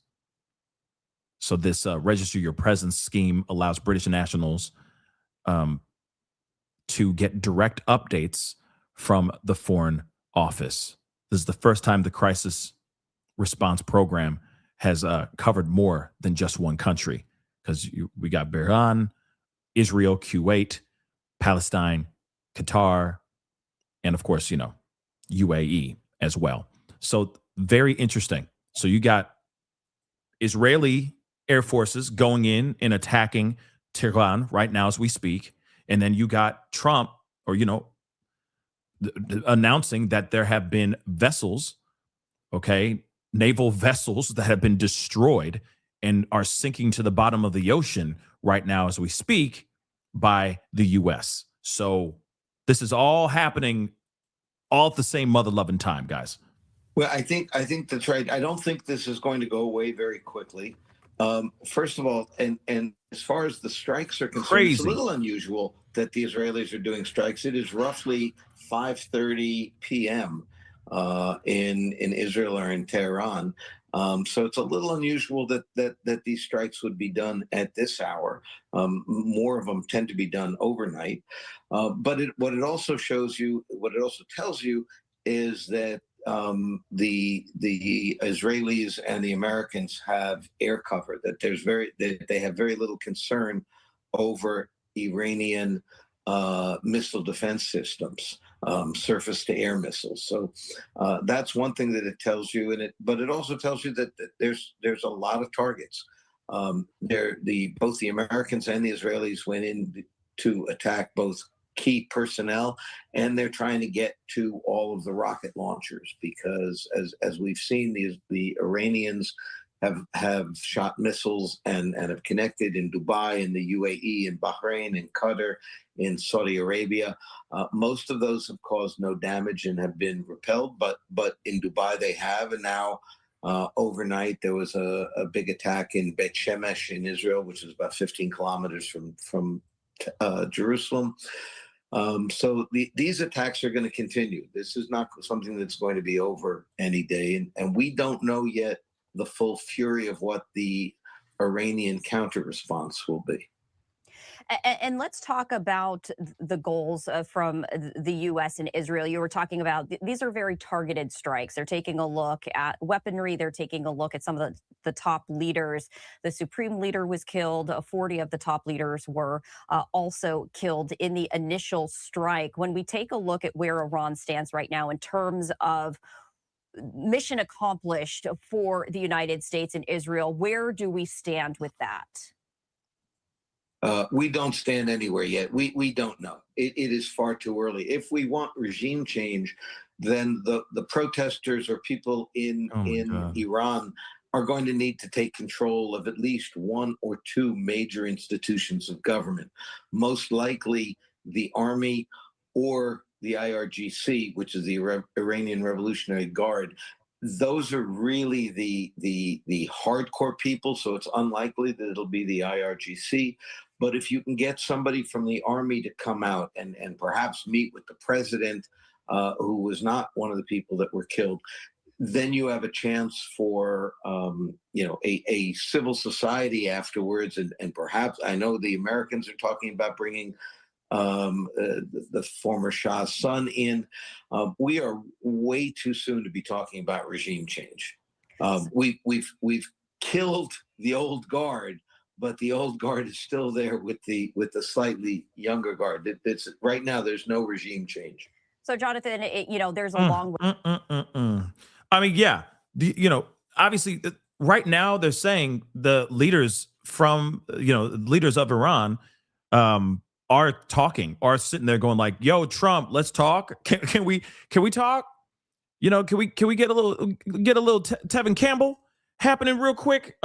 Because yeah, so maybe this is going to be the start of the end here very, very soon, right? But again, this is interesting, right?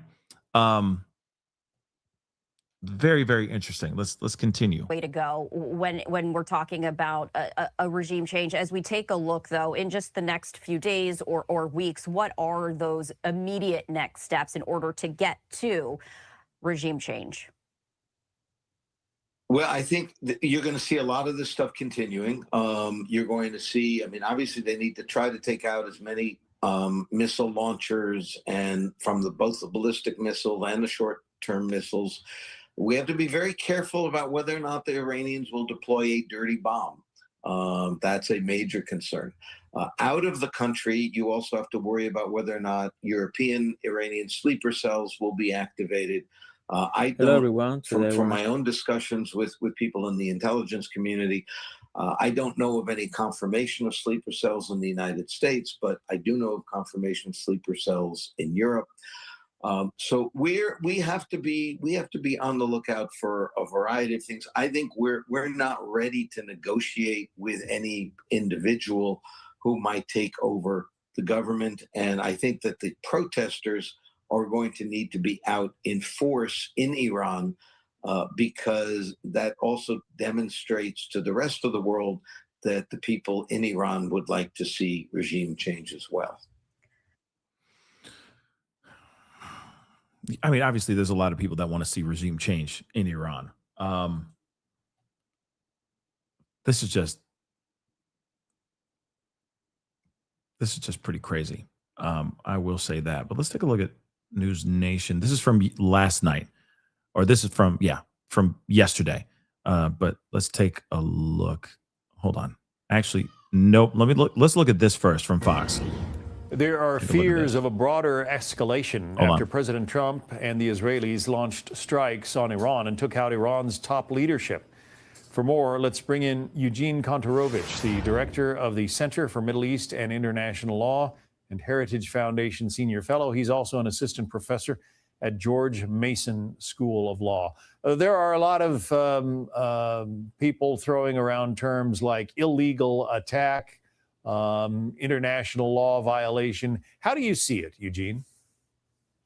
That's ridiculous. There has rarely in the history of warfare been such a well-documented basis for America responding to what has been basically 48 years of Iranian attacks. Just a couple of years ago, the Revolutionary Guard tried to kill Mike Pompeo, the former Secretary of State and the National Security Advisor. President Trump said they've tried to assassinate him. They've launched attacks on U.S. bases throughout the region, and have been basically terrorizing all the neighboring countries, not to mention America's major ally, Israel. So this is a case of self-defense. It's a question of defense of allies. So there's ample justification in international law and in long precedent of the president using force to defend Americans. Yeah. And that's what this is. The Iranians also were responsible for developing those explosively formed penetrators that maimed and killed so many U.S. troops in Iraq and I think Afghanistan as well. I mean, thousands of our troops are maimed or dead because of the activities of the Iranians. They hosted al-Qaeda. They support Hezbollah, which is a major source of drug smuggling into America from Latin America. And of course, they were involved in propping up Hamas, which attacked Israel on October 7th. And we got some breaking news here. This is very interesting. As of about 6 minutes ago, a Royal Air Force jet operating from Qatar shoots down an Iranian drone. So an RAF Typhoon jet operating out of Qatar has shot down an Iranian drone. This is the first time a UK jet has shot down a drone since the US and Israel began their strikes in Iran. So the RAF deployed a squadron of Typhoons to Qatar earlier this year as tensions in the region increased. The defense secretary has made it clear that the UK's military enhanced presence in the region is to defend UK forces and interests, and that the UK is not participating in this US-led strikes. So the Royal Air Force jets have been flying defensive patrols out in Qatar and in Cyprus, since the U.S. and Israel launched their military strikes. Wow, that is insane. Shot down a drone out in Qatar, and they're like, "Yo, we shot it down, but we ain't in this. We ain't in this crap. Just letting you know, we're just shooting it down. We're protecting our own, but we ain't in this. But we shot it down. Just letting you know, right? Pretty insane." This is, of course, for Israel coming full circle, and it's kind of like in a video game. They get to the last screen, they're going after the main bad guy, the head bad guy, after going through Hamas, Hezbollah, and the Assad regime in Syria. Why is it that, some of the same players who are decrying the United States attack don't say anything when Iran launches missiles at civilian areas in Israel and now even some of its Arab neighbors? Iran is acting like a truly crazy country. That is to say, it's lashing out, not against the countries that are attacking them, which would make sense, but against everyone in the area. That has really been their mode of operation. They are a chaos agent. They're trying to destabilize the region, so to put pressure on America to stop the war, attacking countries that have had nothing to do with it. Of course, they just murdered 30,000 of their own citizens in just a couple of days. One of the greatest, per day massacres in modern times. So this regime, if it is allowed to continue, it will come for America again. I think of how things have changed when you look at the images of Dresden in World War II. The firebombing of that city that just essentially leveled the whole place or left it a shell.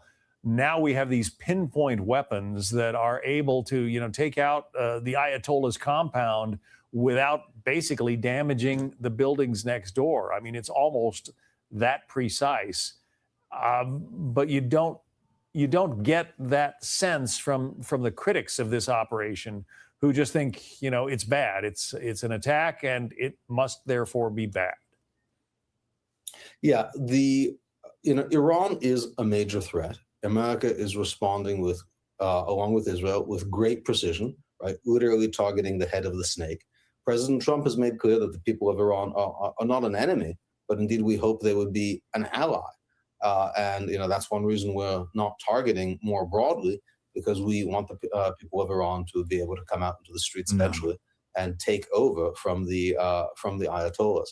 So this is a very precise operation. Iran, on the other hand, is lashing out at civilian targets, random targets, whatever it can hit in Israel and around the Middle East.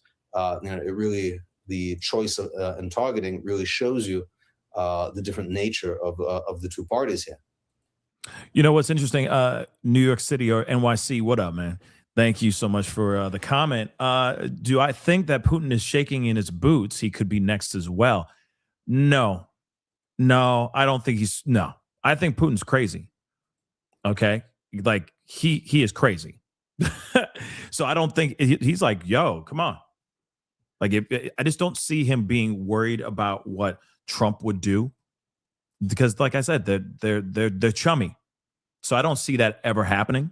I don't see him being worried about any of this. Like I said yesterday, I'm sure he rolled over, saw the alert on his phone, like, oh, okay, Iran is getting struck by America and Israel. Okay, roll back to sleep. Like that's literally what I think.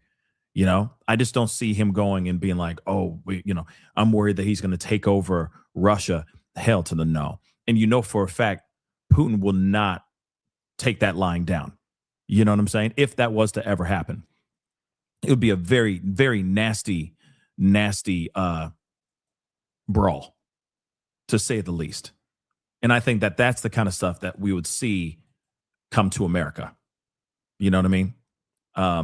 Because Russia's crazy enough to do that too. Same with China too, just so you know. Let me just get some of these super chats really quick, because a lot of you guys did put in some super chats, and I appreciate that. Okay. Parker Posey said, F Trump. Thank you so much for the love from Canada. Appreciate the love. Thank you so much, L'Oreal from Lori. I'm sorry, from thank you so much for the super chat. I'm sorry. Thank you, Pascal, for all your hard work. I love watching your show. Thank you. I appreciate that so very much. Thank you so very, very, very much. Let's see. Super May, what's up? Thank you so much, Pascal. Your show is, thank you so much. I appreciate the love. Thank you. Thank you. Thank you. Let me just grab two more real quick. General Genobi, thank you so much. I like the 20-year Iraq war. Right. Yeah. See, that's what I'm worried about. That we're going to go back to this crap. We're going to be back in that situation all over again. Right. So hopefully they go in there, they make their claim, they say what they say, and then they kick rocks and they figure something out really, really fast. Right. Like, make it quick. Go in, drop some boom booms, then go, okay, maybe can we talk? Let's sit down and talk. And then they go and they talk, they negotiate, and then they cease fire. That's what I'm hoping for. But if it turns into something like this, where we go back to all this all over again, like I said, Trump is going to be in a world of issues. He's going to have a world of problems if this does not get remedied quickly. Just saying that. It's true. That's facts. Okay? That is facts. If this does not work out and this isn't a short trip, if that makes any sense, doesn't have a very quick turnaround, yeah, he could see impeachment. There could be articles of impeachment for this if it's not successful, right? And I think that's why I feel like Congress is going to sit back. They're waiting to see how things go, right? And hopefully it doesn't take several weeks. Hopefully this ends in the middle of this coming week. You know what I mean? We'll see. Elizabeth, thank you so much for being a member for over almost 2 years. Appreciate it. Thanks for covering this and explains what's going on and giving your opinion. Of course. Thank you so much. And again, thank you so much for the super sticker. I really do appreciate it. Thank you so much for your support. Thank you. Real quick. Nice. Thank you so much for the love. Breaking reports are that the Secret Service is expanding their protection around President Trump, VP Vice President Vance, and all the living former presidents. I wouldn't be surprised right now, because again, there is a full-on concern of retaliation going on in America, on American soil, not coming from overseas, but like sleeper cells, etc., just sitting here in America, just waiting for a moment to pounce, right? So we will see what happens, and I'm hoping nothing happens, right? But yesterday there were if I'm correct, there were two mass shootings that happened.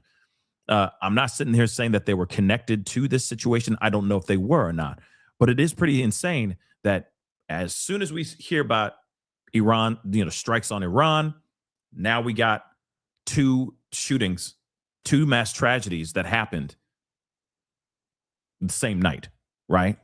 So pretty crazy. And we're going to be talking about that here in just a brief second. But General Genobi, again, thank you so much for the love.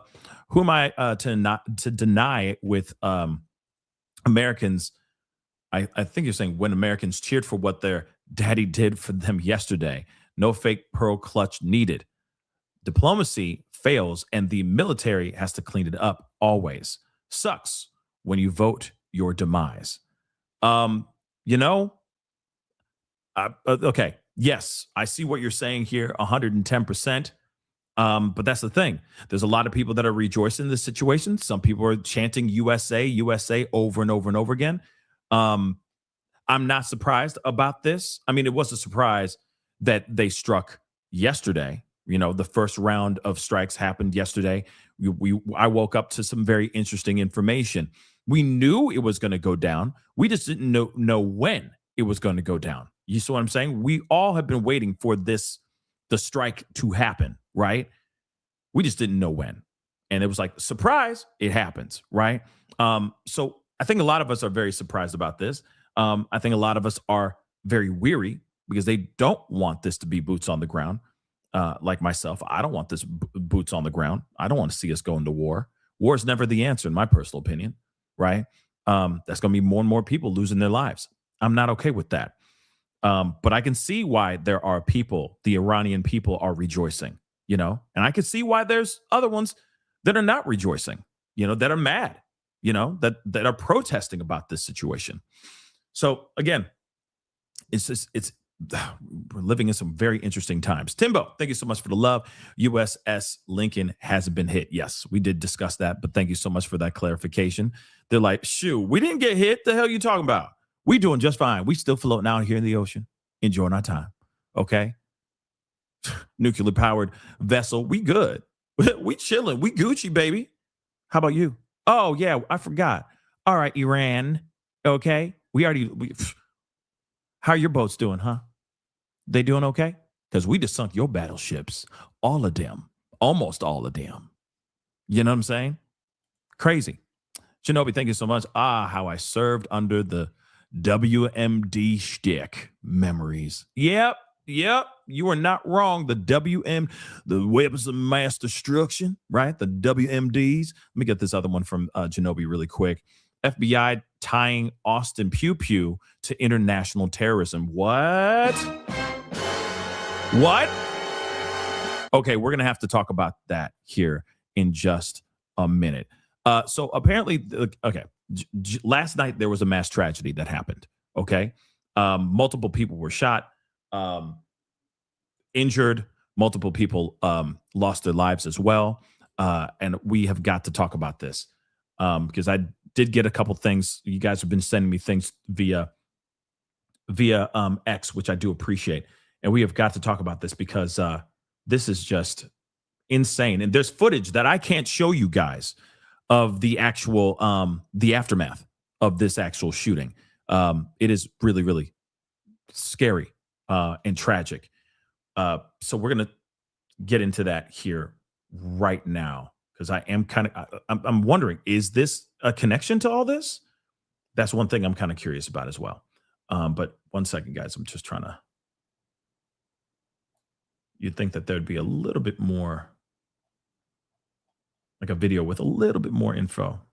Let's take a look at this one. Breaking news out of Texas this morning. We are now learning law enforcement officials are investigating an overnight shooting as a possible act of terror. The shooting outside a bar in Austin's busy East 6th Street area left 3 people dead, 14 others injured, 3 of them in critical condition this morning.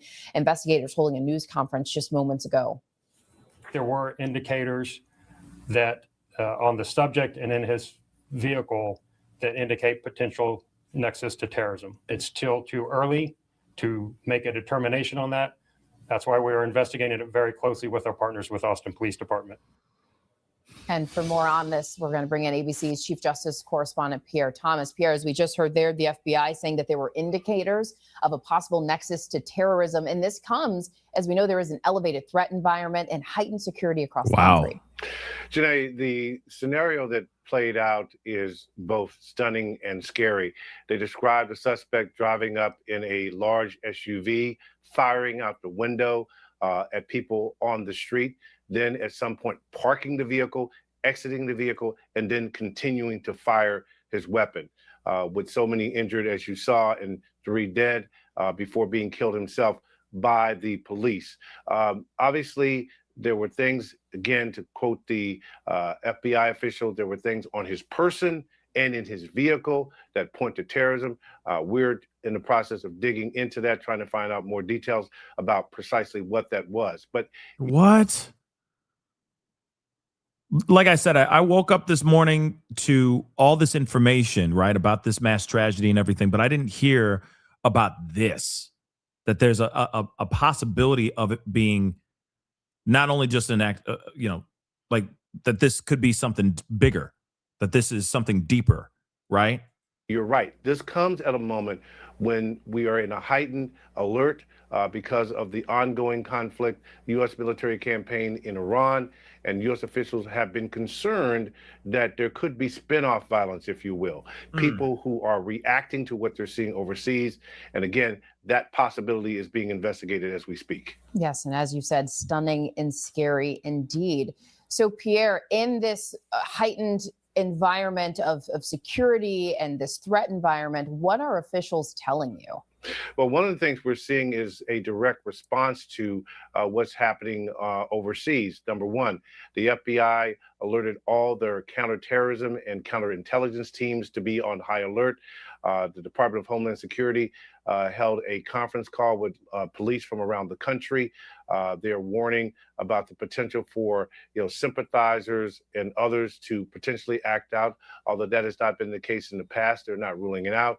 Also, the Secret Service yesterday began to expand the security around, obviously, President Trump, Vice President Vance, and also all the living former presidents as well.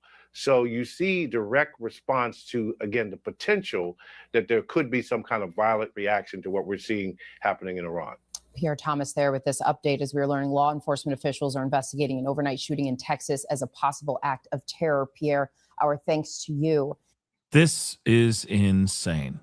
I mean, obviously it is an act of terror no matter what, you know what I'm saying? But the fact that it could be something, that there could be something bigger going on here out of retaliation for what's going on overseas, that is some scary, scary stuff.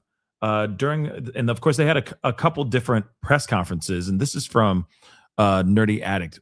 This is just a clip from one of the press conferences, but they said during a second press conference, Austin police outlined the sequence of events at Buford's bar, while the FBI addressed a potential terrorism link under investigation. Let's take a look at this. This is crazy. Again, condolences to families. And there are families right now that are unfortunately identifying their loved ones. We have families that are at hospital rooms waiting for outcomes from surgery.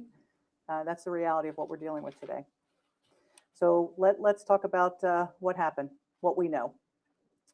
Around 1:58, we had a call came in that someone was shooting around the bar, Buford's bar. We know that a vehicle, a large SUV, drove several times around the block in that area. At one point, he put his flashers on, rolled down his window, and began using a pistol shooting out of his car windows, striking patrons of the bar that were on the patio and that were in front of the bar.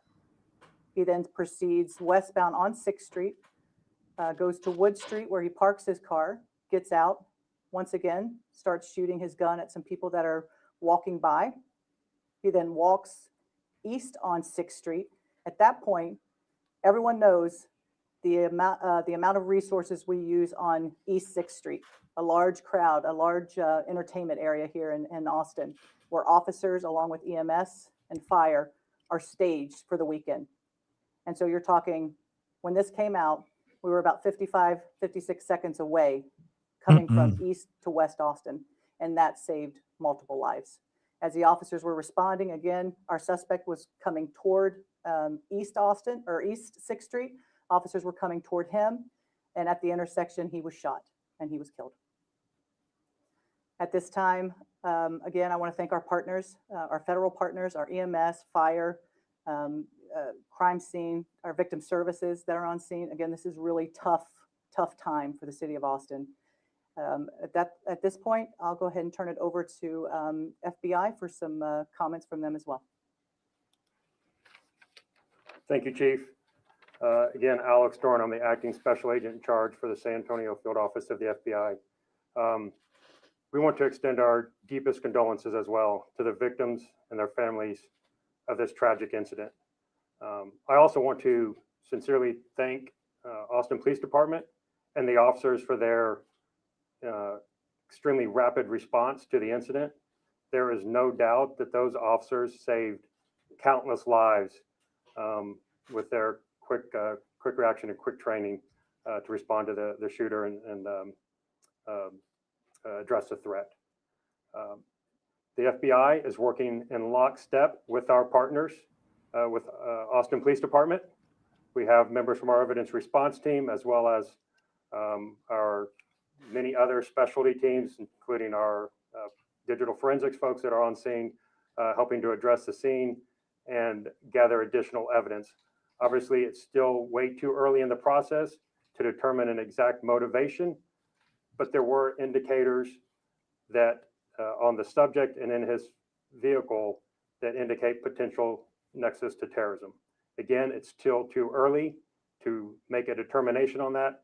That's why we are investigating it very closely with our partners with Austin Police Department. This is all bad. So that's happening or has happened, which is really, which is really scary stuff. The fact that that's happening, and there's a lot of people that are reacting to this, basically saying like, I wish that there was better. I wish people would be more, politicians would be more concerned about situations like this, in America than worried about, what's going on overseas. I mean, yeah, we have our own cornucopia of issues in America for sure. But yeah, there's some footage here that is really, really scary. Just to be completely real. And apparently this is, I don't know. There's a, see, I don't know, like putting out this information because sometimes they don't have the correct stuff, but they're saying that this guy is a 53-year-old male. So 53-year-old naturalized U.S. citizen that was born in Senegal, okay, and was living in Texas at this time. And then I am told he was also wearing an undershirt that had an Iranian flag on it as well.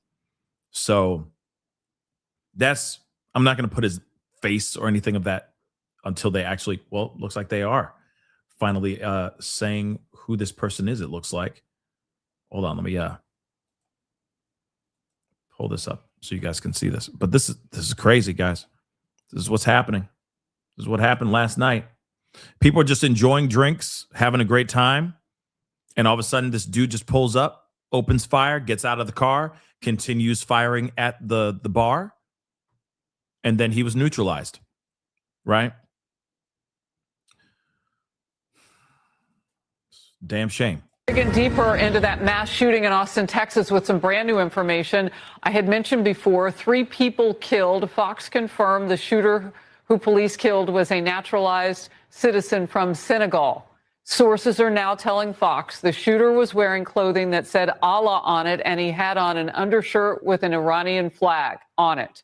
The FBI has just announced they are investigating this as a possible act of terrorism. They said maybe, probably, could be. They're investigating it as such now. A possible act of terrorism.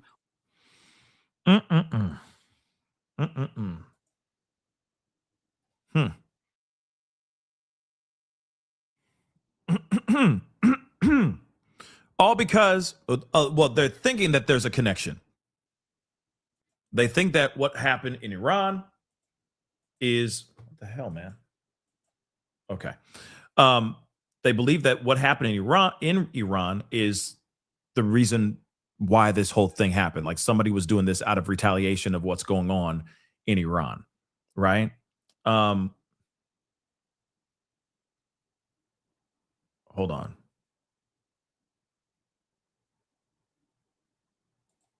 Interesting. Yeah, in that footage, I'm not going to show you guys the footage because there is footage out here. One main video that's being shared over and over and over again. You got someone who's performing CPR on somebody. You got people people laid out on the floor, laid out on the ground, out on the patio of this particular bar. Yeah, it's really sad. It's really, really sad. And yeah, allegedly the guy had a t-shirt or a hoodie on that looked like this. He had like a property of Allah, right? He had that, and then of course he had the weapon on him, and then of course he was neutralized later. So again, this is pretty crazy that this happened at this time.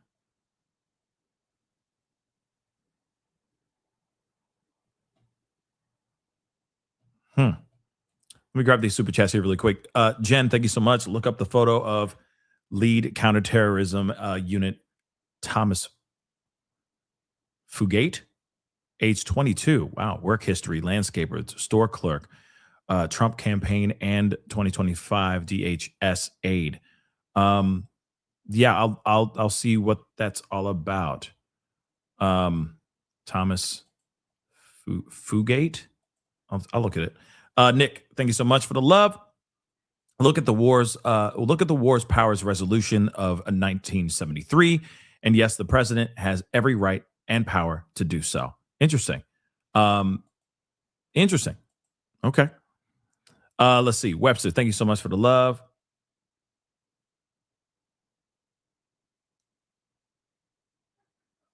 Thank you so much for the love, Webster. I appreciate it. Thank you.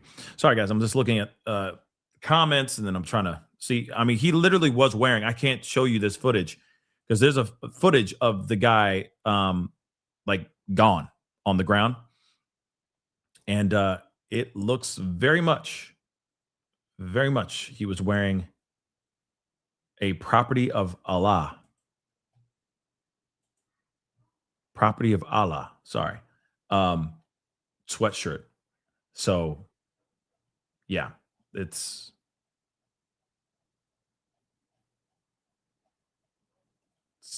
sad.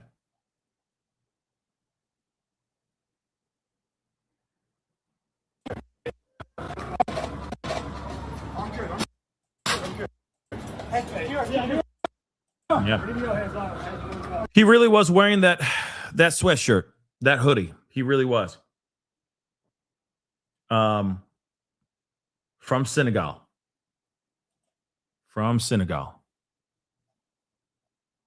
It's a damn shame. Too much carnage, too many problems. Okay. So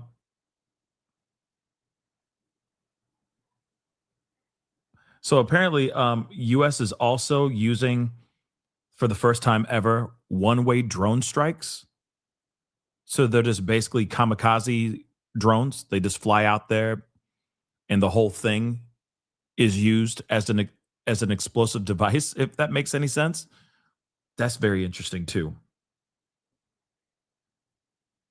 Madness. Absolutely mad. Absolutely mad. We are living in some really wild times, guys. Man, some wild times. So, okay, guys. So I'm gonna wrap here. Okay, I'm gonna wrap the show here. But of course, if there's any more updates, I'm keeping an eye on this whole thing. Of course, I'm keeping an eye on these attacks. There's a lot going on, right? There are people still protesting. A lot of people in Iraq are protesting the unaliving of Khamenei. So there's that. So there's still a lot of that going on. Of course, if there's more stuff that kind of like transpires, then I will be here to talk to you guys about it in a few hours. But this is just really nutty. Okay. This is absolutely crazy. So of course, if we have more information, I will let you guys know. I promise you that. But for right now, I'm going to wrap the show, and then we'll get more. We'll talk more tonight, because I have a feeling that things are going to escalate like overnight, if that makes any sense. So I don't know. I might be on late tonight, or it might be like very, very, very, very early morning. You see what I'm saying? To cover what's going on, because obviously they're several hours ahead of me. You know what I mean? Overseas. So let's see how everything is it's nightfall right now in the Middle East. So let's see how things transpire. Okay. So that is the show. I appreciate all y'all for being here. Really, really means a lot. Again, I'll be back on most likely late tonight, very late tonight, to give you guys some updates and give you anything that's popping off when it comes to what's going on overseas right now in the Middle East. All I'm praying for is for peace. No more people losing their lives. That's what I'm hoping for and praying for, right? So we'll see how things transpire tonight. Do me a favor before you head out. Hit that like button down below, please, and thank you. Crush it. If you're watching on these other platforms, make sure you hit that reaction button, okay? And if you are watching on those other platforms like Facebook, X/Twitter, Instagram, TikTok, Rumble, Twitch, Kick, make sure you hit that follow button. Follow, please, and thank you. Subscribe here on my YouTube channel. Subscribe right here. Hit that notification bell. Set it to all so you know whenever I go live, whenever I upload, because honestly, it's random and a lot of times it's breaking news. So make sure you hit that notification bell. That'd be greatly, greatly appreciated. Hit that join button down below. Become a member. Check out my Patreon. And of course, check out PascalMerch.com. We got some really great stuff over there, so go check it out. PascalMerch.com. Okay, guys. It's time to get going. I'll see you guys in several hours, but I'll be back and we'll be talking. All right. Much love to you guys. Stay safe out there. And until then, be good to yourselves. Be good to one another. This is the Pascal Show. Bye.